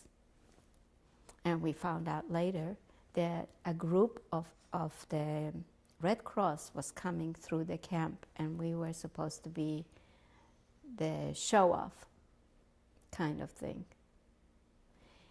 I remember the nurses wearing white. I remember they examined us. I remember people were teaching us how to sing. And I remember we were learning, I remember we learned a Polish song. We learned a Czech, a dance outside, and a German. We learned how to dance and to sing. We had to do it. We got food served in different kind of containers. I mean, it was incredible. It's like we died and went to heaven somewhere. But during that particular time, after we left the Beilage, the ovens were going day and night. I mean, throughout my stay, it was going day and night, but especially after we left, it never stopped. I mean, the skies were so red and burning red day and night. It just didn't make a difference whether it was night or day. The skies were afire. It was unbelievable, unbelievable. And I remember always looking up, and I had my own little dreams. I used to like watch and see the clouds, and it was like bodies were floating by. I mean, in my head. I remember those clouds of red, and the stench was so thick it stuck to your body. You could never get rid of it. You would, after a while, you didn't even know the difference because this is the way it smelled, everything. But you could almost touch it because it was like if somebody poured glue over you or something. You were always thick. And that's when the ovens were going day and night and night and day during that time when we were taken away. And we weren't very long in that little camp because they took us, after that they took us to the Zigeuner Lager, and to, which was the Camp E, and just the children's block. The gypsy camp. Yeah. Zigeuner is the gypsy camp. Right, the gypsy camp. And a lot of twins were brought in that gypsy camp. A lot of twins. I remember they were like coming in the morning and taken away and never coming back. Very few ever came back. They were just like taken away in the morning. Very few came back. And I remember there were a lot of kids that came and never came back. And our barrack looked different than the others. I don't remember exactly what it looked like, but it didn't look the same as the other barracks. And it was block 7, number 7. I had something about numbers that I remember. And when we got to that camp, like I said, there were a lot of twins and taken away, and it was a lot of elimination taking place as we were coming into that camp. I noticed in our block, and there were not too many blocks occupied in that camp. Not too many. During that time when I was in there, I found my brother. My oldest brother was right across in the next camp across from us in D Lager. And one day, he got a hold of somebody from our hometown, and they told me to get me, and I went near, see, the end of the barrack was also a door to go out, and you faced the electric fences on that side. The front side is where the walkway, where the barracks sort of head to head each other. This was the back side of the barrack. On the back side of the barracks were the electric fences on either side. So there were even and odd barracks. And we were on the odd side, and we were right next to the D camp, which was the man's camp. And that's where my brother was. And he got a hold of somebody that told me, and I found my brother. And every once in a while, we used to be able to see each other through that back. And one time, he told me, I didn't know, but he told me that my mother was in the hospital in that camp. Well, I took it upon myself to go there. I wasn't supposed to leave my barrack, but I did go, and I found my mother. She was sick in that hospital. And my brother,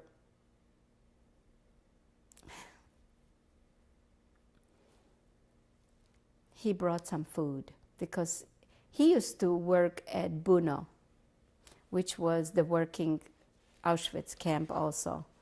And he used to work at the I think it was airlines or whatever they had there, and they were doing something for the Germans. He passed me along the electric. We were so dumb, so crazy. We risked our lives. The first time he passed me along a little, like almost the size of a salt shaker. It was a little container that had a cap on it. And it smelled kind of funny inside, but there was salt inside it. And that was, to me, it was like heaven, because I used to lick it. So I guess, I don't know what it did, but it did a lot of good. I still licked that salt. And then when he found out that Mother was sick, he gave me a cross one time, like a pudding, rice pudding or some kind of a pudding. And I wanted to eat it so badly. Here was the sentry standing. Here's the electric wires. And if you touched it, you were a goner. And there was, the space was little. And he gave me in a menashke, which is like an army,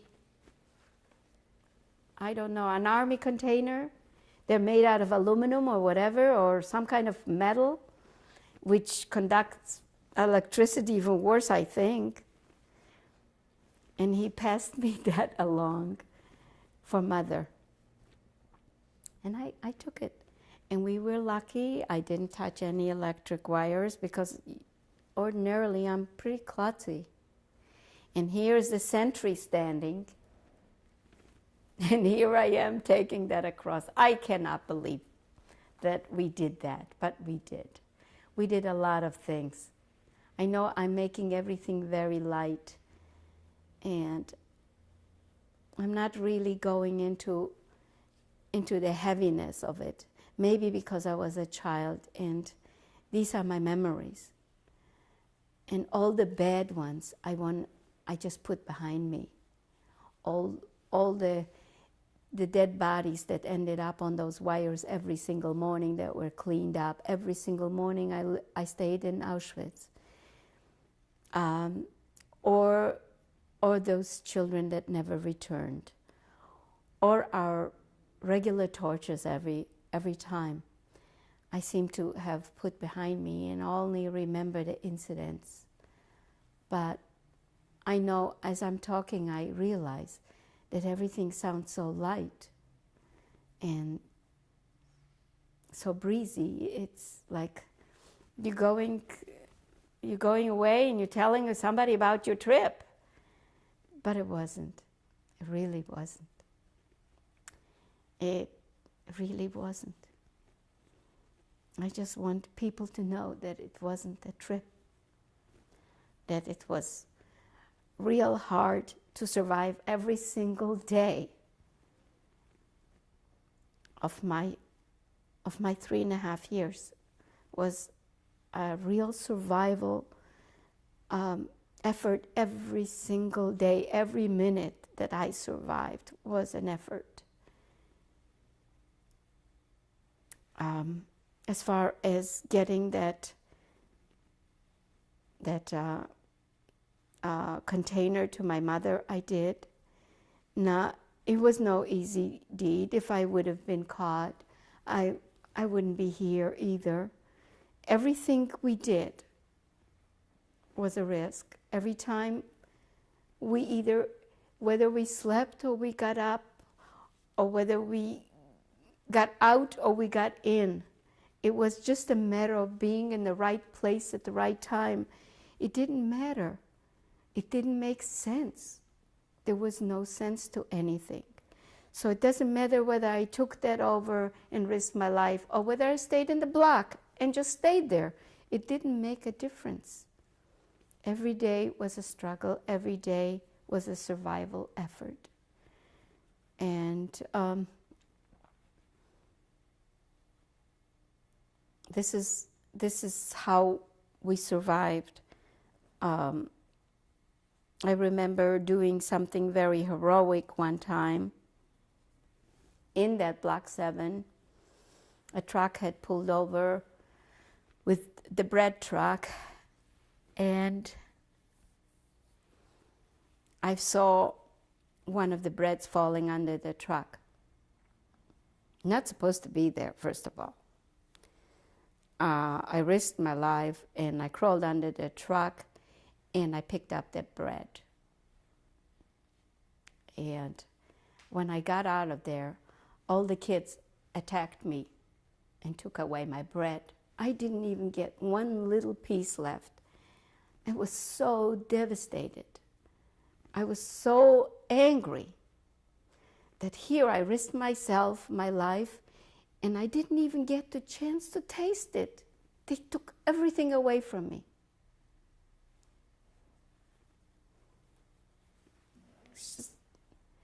And if we got a chance to run over near the kitchen, and there were very seldom any potato peels, because the potato peels probably were thrown into the soup, and the soup was really not soup, it was like water.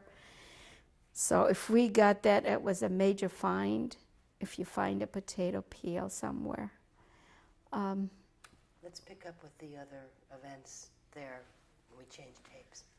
We lost 3 minutes each tape.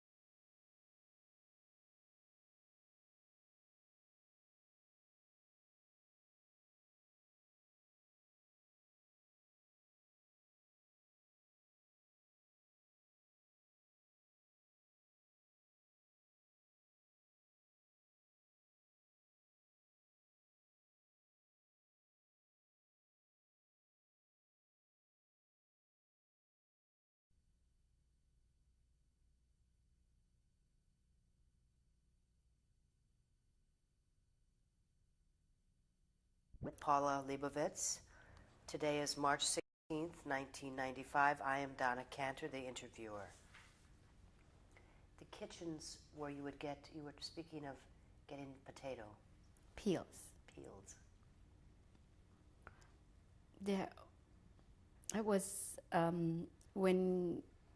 if you look at it from block one, beyond block one, there were all the utility kind of barracks, I guess. And one of them must have been the kitchen, because it was ahead of, we were 7, and then there would be 5 and 3 and 1, whatever, and then there would have probably been the kitchen. So around that space, there were all kinds of storerooms. But at that particular time, when we were there already, as I tried to think about it and say it, our camp was not an ordinary kind that you could see people, like even in the Familienlager, maybe some blocks would get up and go to work.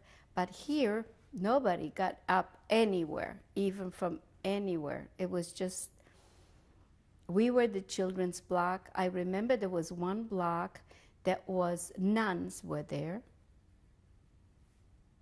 And on the outside of the street, which was either 1, 3, or 5, I don't remember which one.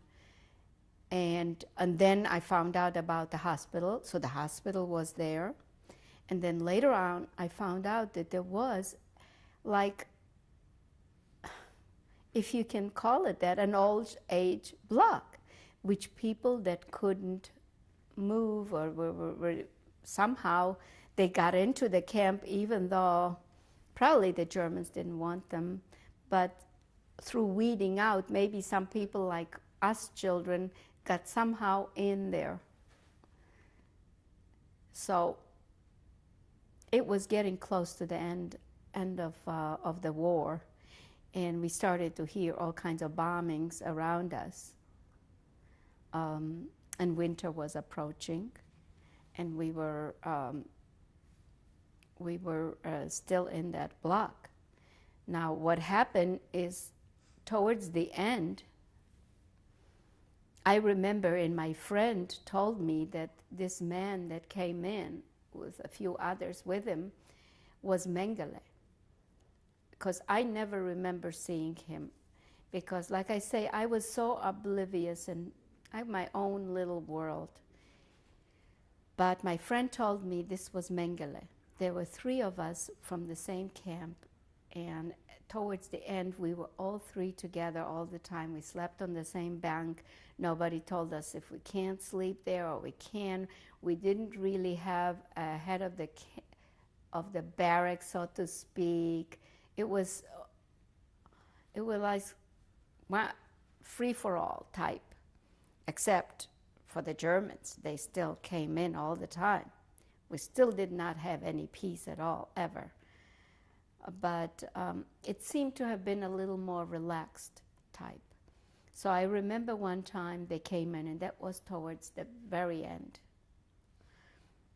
And I was told this was Mengele that came in. He came in, and he tried to make us relax. And he asked us to please form like a circle around him, all around him. And all the kids just went around, and we stood around there. And you didn't dare to disobey a German, ever, ever. And we stood around there, and he telling us that, I don't remember whether he told us that we are good, and we are this, and he tried to sort of butter us up, and then he said, I know that all of you have family that are not with you, and if you want to be reunited with your family, we can do it for you. And all you have to do is step into the middle. And he gave us this speech, and I stepped in the middle. And I during those years in the camp, I had a little girl that was from our hometown, and during that last part, she attached herself to me. She was younger than me, and she attached herself to me. And no matter what I did, she did. So when I stepped in the middle, she stepped in the middle. And all of a sudden, my light bulb went up in my head, and I said, how do they know who my family is? And if I tell them, maybe I jeopardize their... And this is all went up in my head in a matter of seconds. I'm talking about seconds, not minutes. And as I stepped in, almost simultaneously, she stepped in, and almost simultaneously after she stepped in, I stepped back. I mean, it was like, dum, bum, bum, because a light bulb went up in my head and saying, how do they know who my family is? And if I do this, no, it's not good. It says preservation. I stepped back. And I tried to make her see to step back too, but she wouldn't. She just stood there. She just stood there, and he kept on talking out. And quite a few of the children stepped in, and they took him away. Well, we later found their bodies right outside after liberation. Don't forget, this was winter, and their bodies were intact. They were right outside, outside the camps. Shot? Yeah, they were shot. They were shot. This was towards the end. And like I say, the bombing went on all the time after that. And I remember we especially went up, the three of us, my friends from our hometown. They are in the pictures too from Auschwitz. And we laid on the top and we prayed for those bombs to come so badly. We knew that this meant that we're going to be out of here.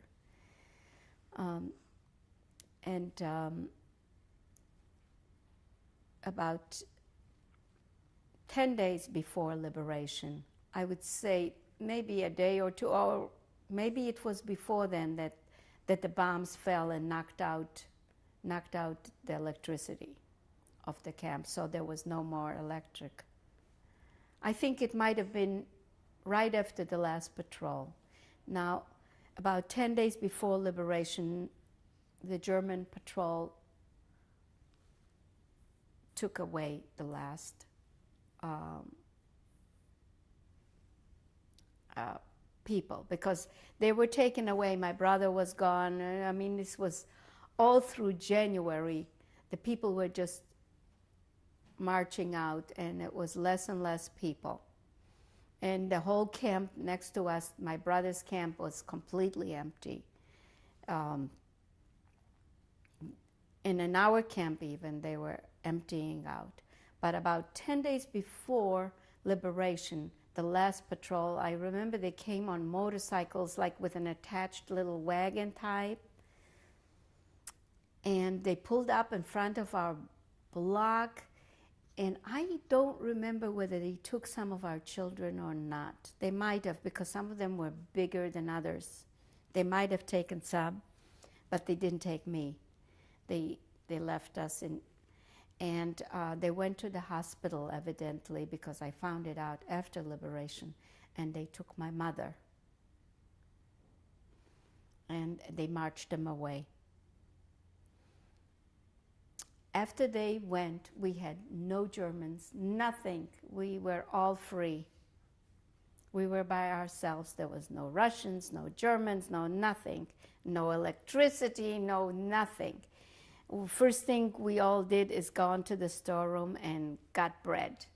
And I remember holding my bread under my, whatever I was wearing. I had bread, wherever you touched me, I had bread.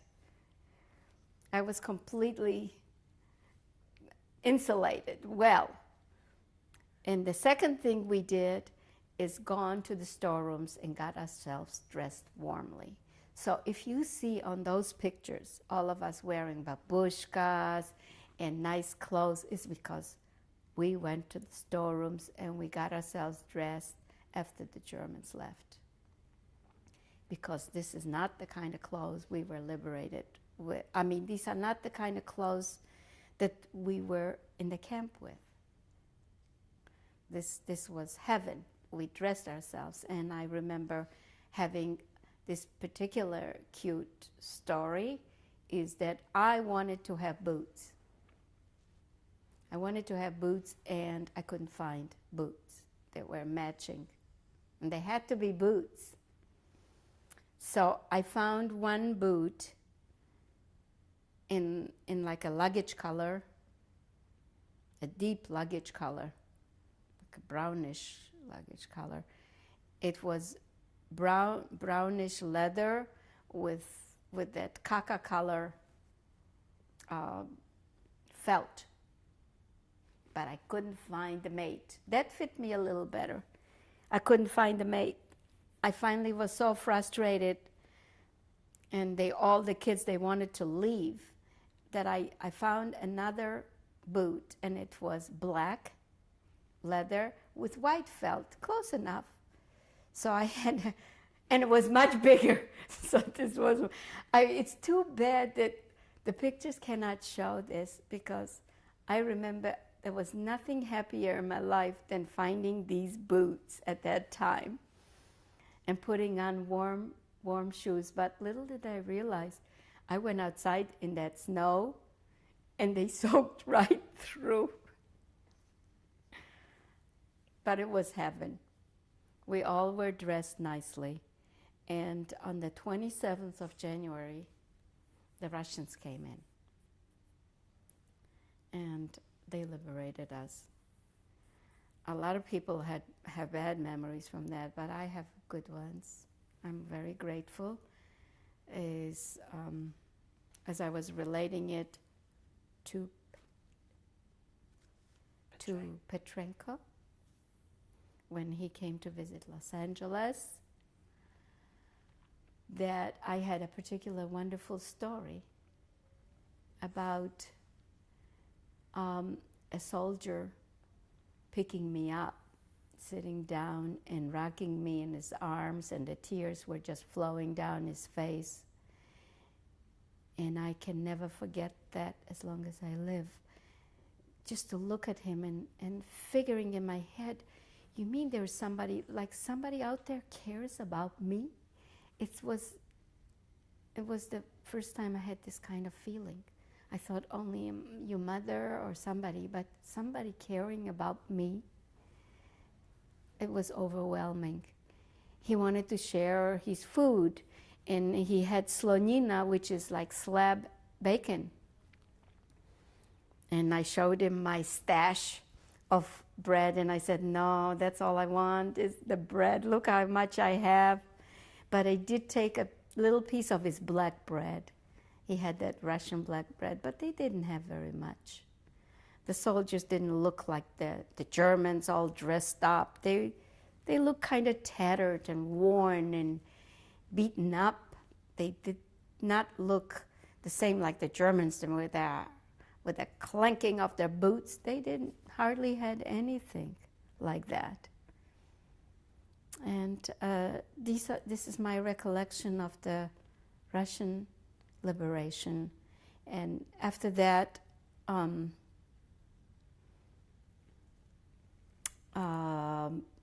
don't know if it was days or nothing, they dressed us up in those striped uniforms, which we never had before, ever, because those were warm, and they took pictures.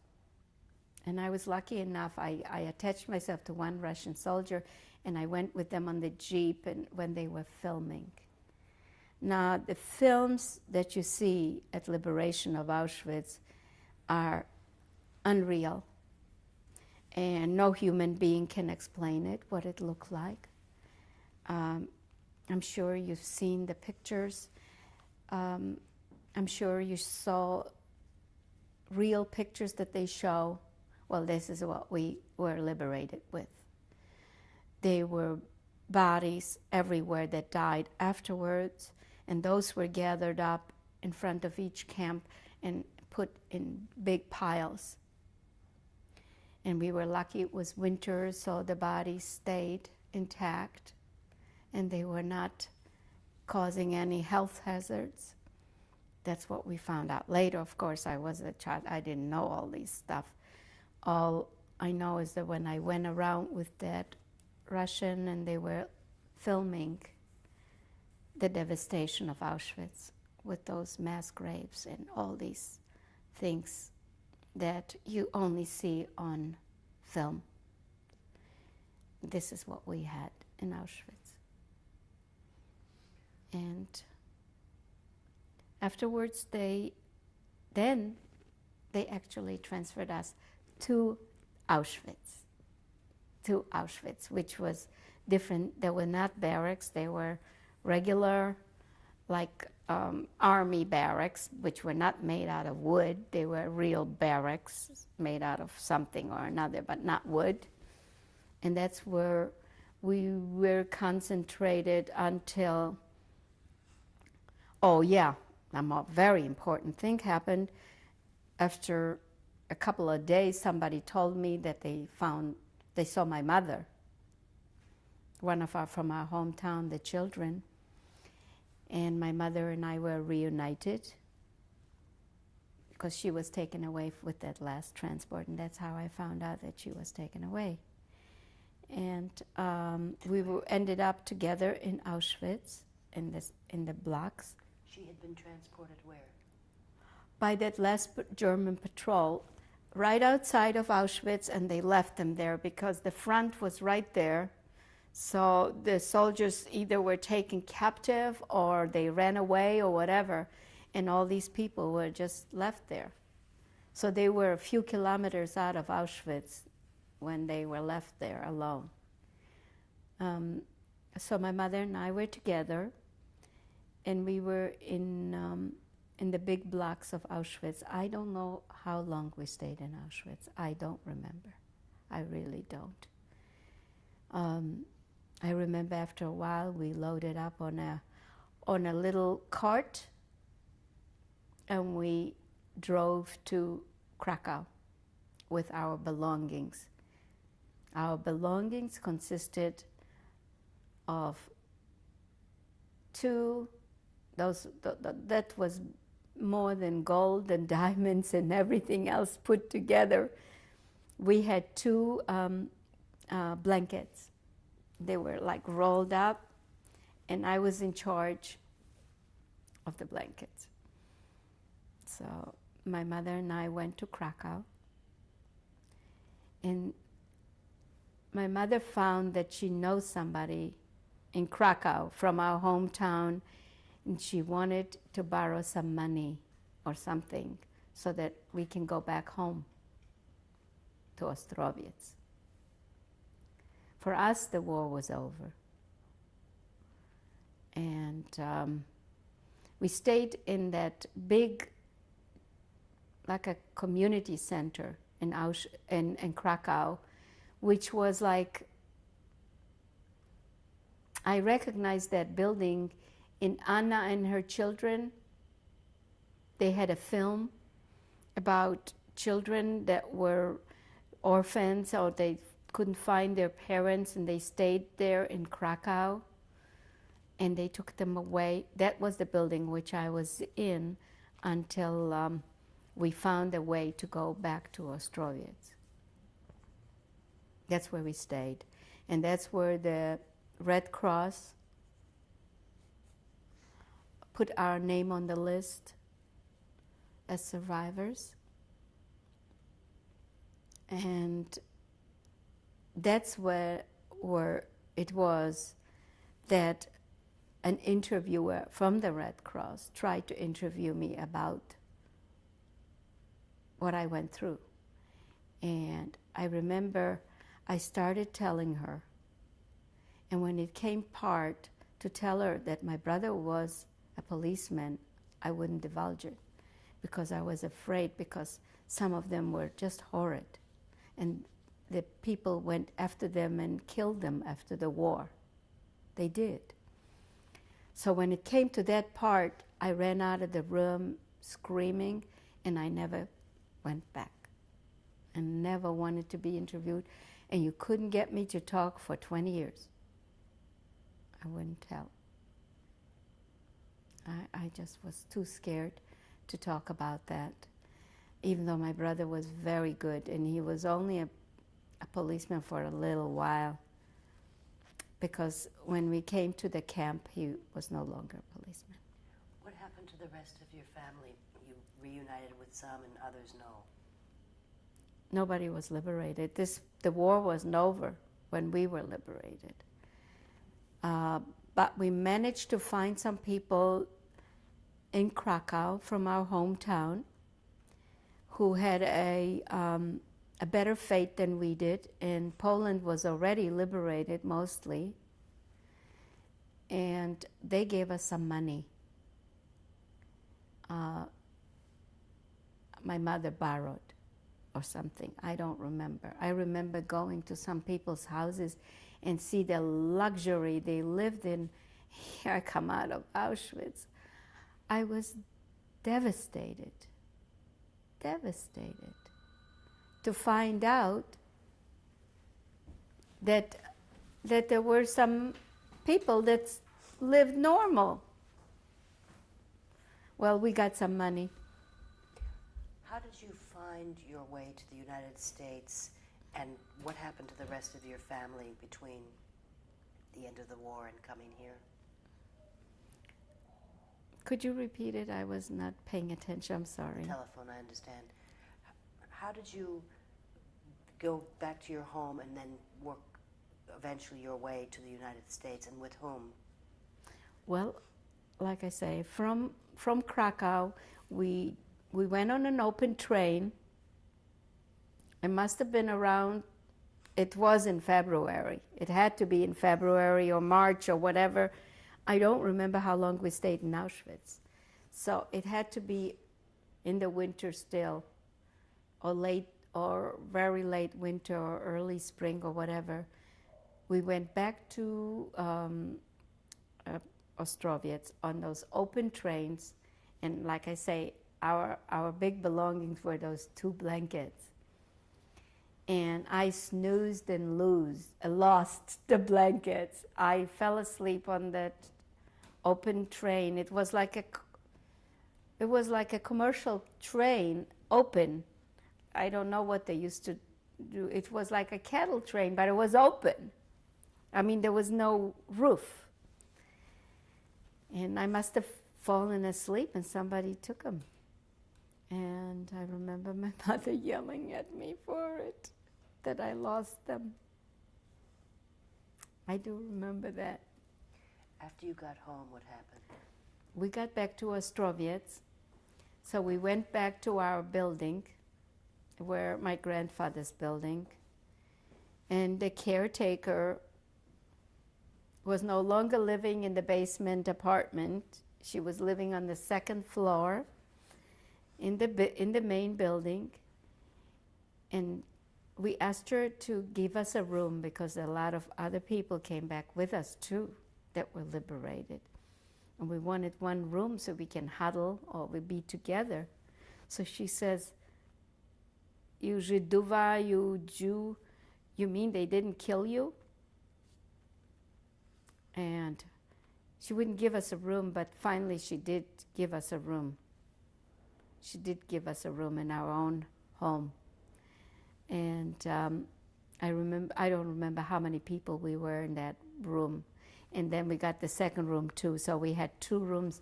I don't know how many of us were in those 2 rooms, but they were whoever came to our hometown.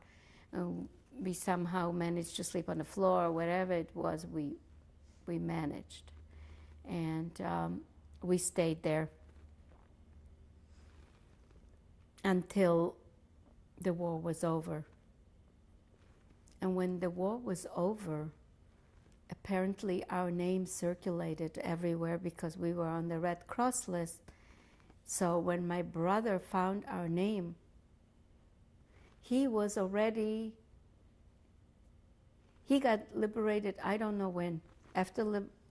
maybe when it was after the war or just before, I don't know.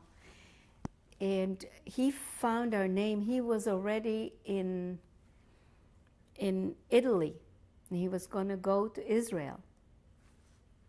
He was in Milano. And I remember because he wrote to us from Milano to tell us to wait for him. And he put his name on the list naturally, and every day we used to go to there was one room in our hometown where they made it like the community room, and they posted all the things that came in that day, and they would post those lists. And one day we found the list with his name on it, and it was wonderful. And then we received a letter from him to say to wait for us, for him, in our hometown, and we did. But once he got back to our hometown, the Poles desecrated, not only the Poles, but the Germans had desecrated the cemetery naturally. So the whole group, whoever was liberated, tried to right the cemetery, or at least to put some of the stones back up or something. And we had, in our hometown, there was a very famous rabbi who was like a saint. There in Europe, you follow a rabbi. And he happened to live in our hometown. He was very famous. The Ostrovzer Ruf. He was very famous, and his grave was there. So they stood up his grave, and we had a community kind of meeting. Right after that, I think almost within a couple of nights after that, the Poles came in one of those rooms where people were huddling, and they killed 10 people. They just slaughtered them. And one of those 10 survived because he sort of, I guess he either passed out or acted as dead. And he survived. So my brother said, we're getting to higher ground. So we went to Lodz. And that's where we moved to Lodz. And in Lodz, we were there until the Russians took over. When they came into power, my brother says, well, he was so much older, he knew all the politics and everything. He says, we're not staying here, we're getting out of here. So in those days, people were making sort of a living,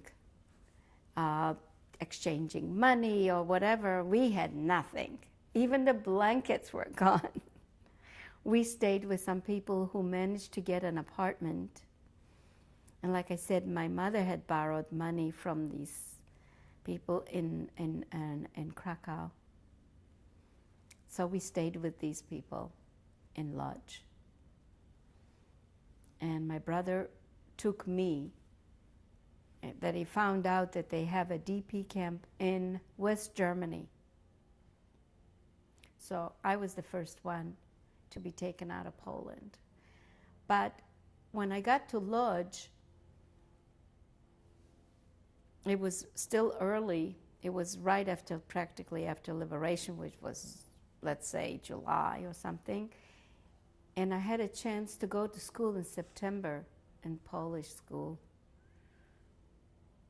in Lodz. And that's when I first started learning, really, reading and writing and everything else. And in 3 months I was there, I managed to skip 3 grades. I was very proud of myself. I was 12 years old. And my brother took me across and tried to smuggle me across from Poland through eastern Poland, through eastern Germany to West Germany. And we were caught on the border. by the Russians, smuggling, and we ended up in a camp for 2 weeks. But I was very lucky that they let us go and stay in a camp. They didn't shoot us. We'll pick up with your liberation with the next tape.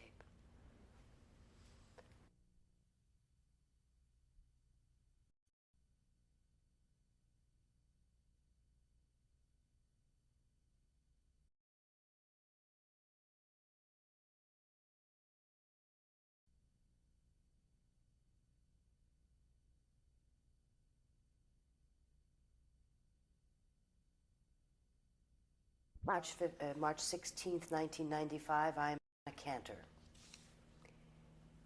You were in Germany. Your brother had smuggled you to the Eastern German border through Eastern Germany to Western Germany.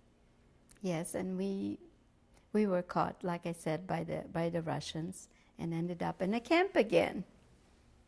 And they marched us for 72 kilometers to Hof. That was a big city on the eastern side of Germany, I think, Hof. And where we had to go through kind of interrogation or whatever. But during that march, a lot of weird things happened because I really got along well with the Russians. I had no problem. The Russians, they carried me on their shoulders. They put me on all kinds of, like, it was winter time, so they put me on a sleigh. They put me on a wagon at one point. And here I was wearing those wonderful boots from Auschwitz. Those great boots that got heavier by the minute because, first of all, because they were wet. They got wet because it was made out of felt. It wasn't leather. So they got wet and they soaked through. But that was the only shoes I had. And I remember when the Russians put me on a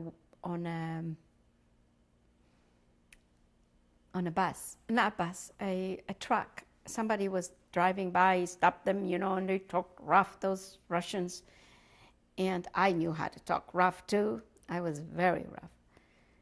And there were two little cities, and they were like 2 kilometers away. I was 2 kilometers away from that little town where they were going to stop for the night, the Russians, because we marched 72 kilometers, which took us 2 days or more. I don't even remember.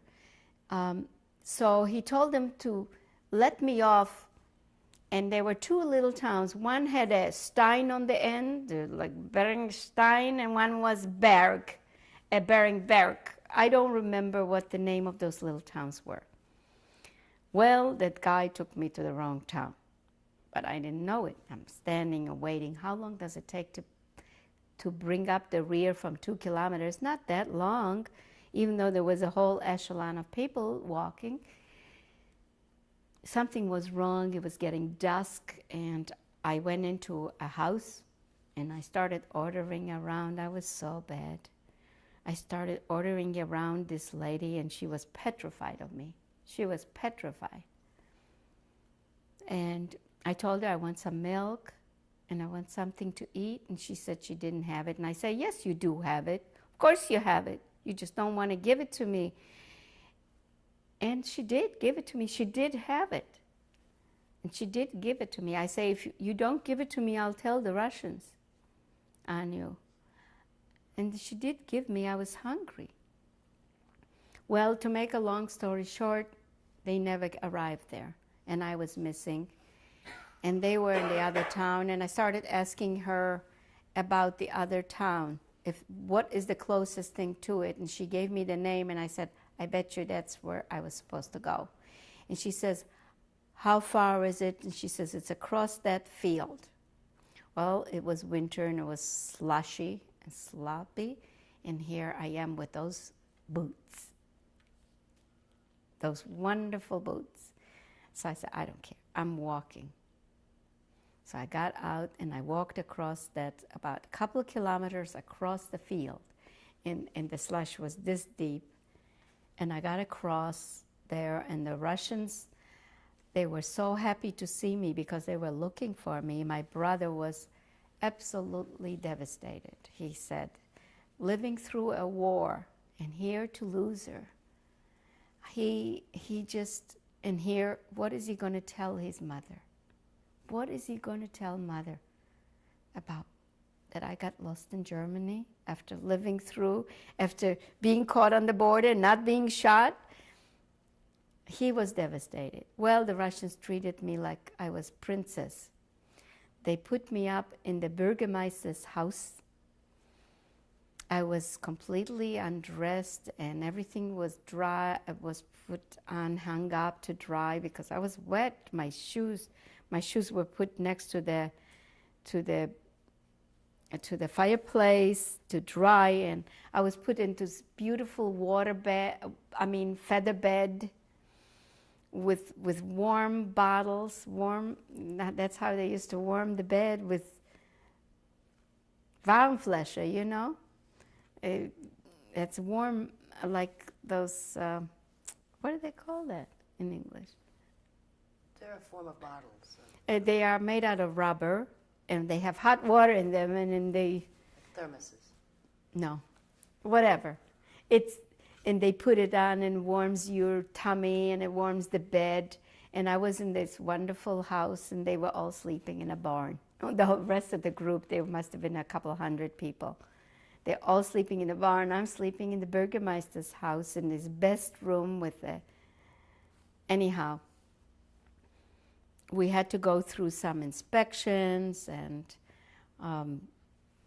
then the Russians asked us why we want to go across, and we told them because my mother is across and I want to go and reunite with her. That's why. Couldn't say you want to be with the Americans. That would have been cutting your own throat. So I was briefed very well what to say, and the Russians were very nice to me. I had no problems at all. And we walked across, and I ended up at the end of December 1945. I ended up in Föhrenwald, Germany, which was a DP camp. It was already quite full by then. Amazing how many people reached to that place. And my brother deposited me, sort of, like literally deposited me with my uncle. And he survived by different means. He survived by hiding out. And my uncle and my cousin. And he had since remarried already, because his wife didn't make it through the war. He was already remarried to another woman. And they put me into that room with them. And he left me and went back to Poland to get mother and my brother, to bring them over. So this is how I ended up in Föhrenwald, in a DP camp, which I stayed for 6 years. I got my education there, whatever it was. Not the whole 6 years, but at least 4.5. I learned Hebrew. The school was maintained on a Israeli types from Shlichim, which were reps from Israel, teachers who were teaching us. But actually, we had survivors themselves teach us, who were professors from Poland, Hungary, from wherever they survived. They taught us. And we had a fantastic education in that short time. I actually went to school there 4.5 years, 4 years and something. And how did you get to the United States?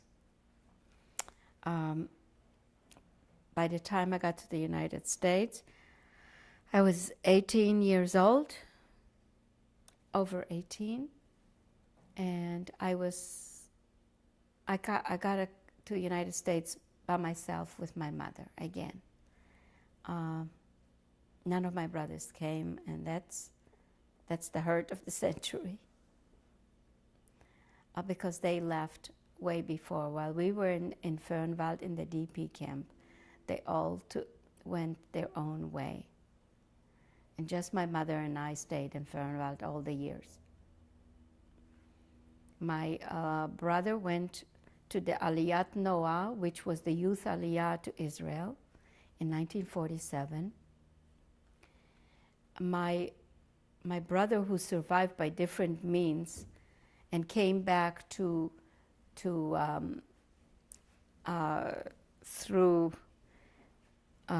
France as a shaliach, which is a teacher, to France, and he found out we are alive, and he came to Germany, but unfortunately he contacted TB, and he was laid up for more than 2 years in a sanitarium. And after he got out, he went back to Israel.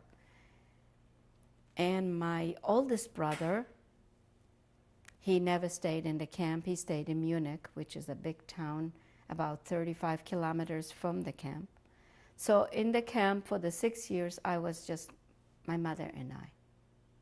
What happened to your father?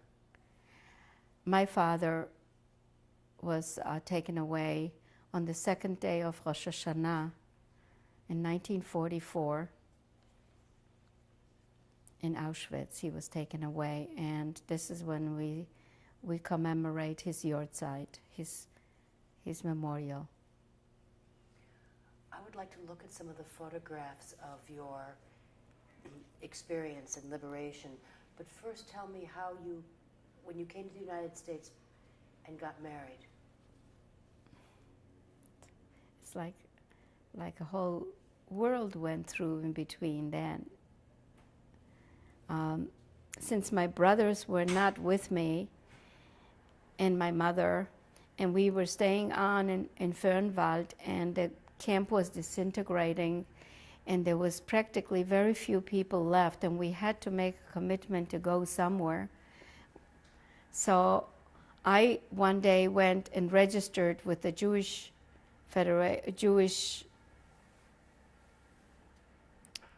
committee to go to immigrate to America, and they had their own quota. In other words, people that helped them to secure a quota somewhere in the United States. And my visa came very quickly, very quickly. I registered, and it seemed like in no time I was called to go. So it was a very mixed bag. I didn't know whether I should go or shouldn't go. Here my brother ended up in Australia. My oldest brother, he went there, and we couldn't immigrate there because they wouldn't take an older person, my mother, and they wouldn't take younger people like me. They only wanted workers. So I couldn't go to Australia, I couldn't go to Israel, and I couldn't go to anywhere else. So I decided I'm going to be a rebel, and I registered for America, and I ended up in the United States with the help of the Jewish Federation, I guess. And they had an opening in Detroit, and they sent us to Detroit. And in Detroit, we lived with a family. They gave us a room. The Jewish Federation gave us a room. I went to school for 1 semester, and then I had to go to work. And after a year and a half, I started supporting my mother and me. And when Mickey, my husband, he was in Korea. When he came out of Korea, we met, and we got married in 1957 in Detroit, Michigan. And you've had 2 children. And we have 2 children, and their name is Linda and Danny. And Danny's named after Mickey's father and my father, and my daughter's named after my mother, because Mickey's mother survived, and she was still alive when she was born. So, and we lived in Detroit for a very short time, and in 1958 we moved out to Los Angeles. to look at some of the photographs. Okay. Let's do that. May we cut? Okay. First, your name. My name is Paula Lebovics, and the picture in front of you, I am that little girl in the front row. I was about 6.5 or close to 7. This was approximately taken in Ostrowiec, Poland, and the date would be probably either late 1940 or maybe beginning 41. This is my family. They are the Balters, and from left you see my little brother Joske as we called him. My mother sitting in front of him. Then my oldest brother Herschel, and my sister Hannah and Chaya, and my father. You can see on the faces of Hannah and my father, they had just recovered from typhus. This picture is a very important picture in Holocaust history because it was taken under duress. It was taken by the SS marching us to the photographer's office due to the request of another brother who is not on this picture, who was not in Poland at the time. And they took this picture and dressed us up. And as you can see, the flowers in front of me, and they made me put those hands on the flowers, which might have been artificial for all I know. But this was, my 2 sisters are not alive on that picture, and neither is my father.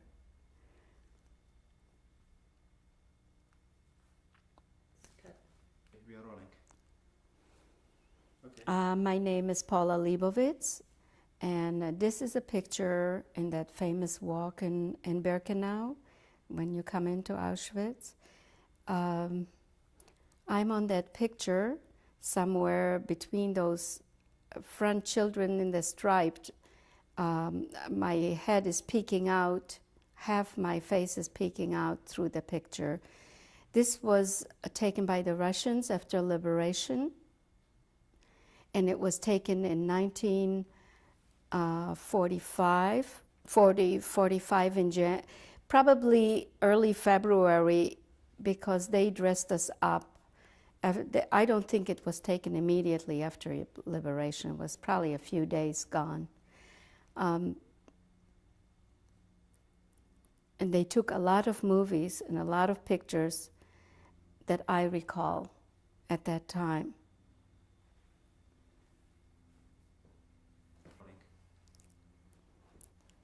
My name is Paula Lebovics, and I'm in Los Angeles, and this was also taken after liberation of Auschwitz.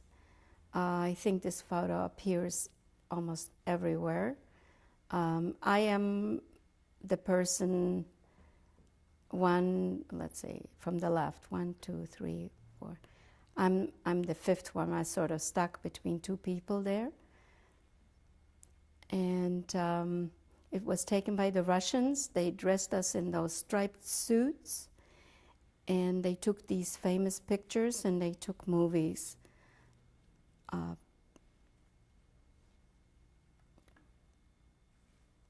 rolling. This picture is amazing the way it was found. I went to Israel one time, and we walked through Yad Vashem. We've walked through many times, and I noticed on the way out they had this in a very, very large form, almost taken up a half a wall. And I looked at this picture, and somehow my knees got weak. But I was not positive if it was me on that picture. I thought it was. And I waited till my brother caught up with me and to verify. And when he came by, and he just grabbed his head and he says, oh my God, this is you." And when the director of the museum at Yad Vashem, we contacted him, he was overwhelmed because before that, no one has ever identified themselves through any of the pictures before. So he was overwhelmed. He did not know what to do with us. He took us into a screening room and he showed us the photographs that I watched the Russians being taken after liberation of Auschwitz. And those invariably all ended up as evidence for the Nuremberg trials. My name is Paula Lebovics, and this is another picture from Auschwitz after liberation taken by the Russians in approximately January, February of 45. I'm the third one from the front. You can see my little swollen cheeks. I was 11 years old on this picture, and all of us, most of us, were pretty malnutritious at that point. But it took me a year and a half to get rid of my swollen cheeks. I recognize a lot of these people. Three of us, we keep in contact. The rest, I really don't know their whereabouts.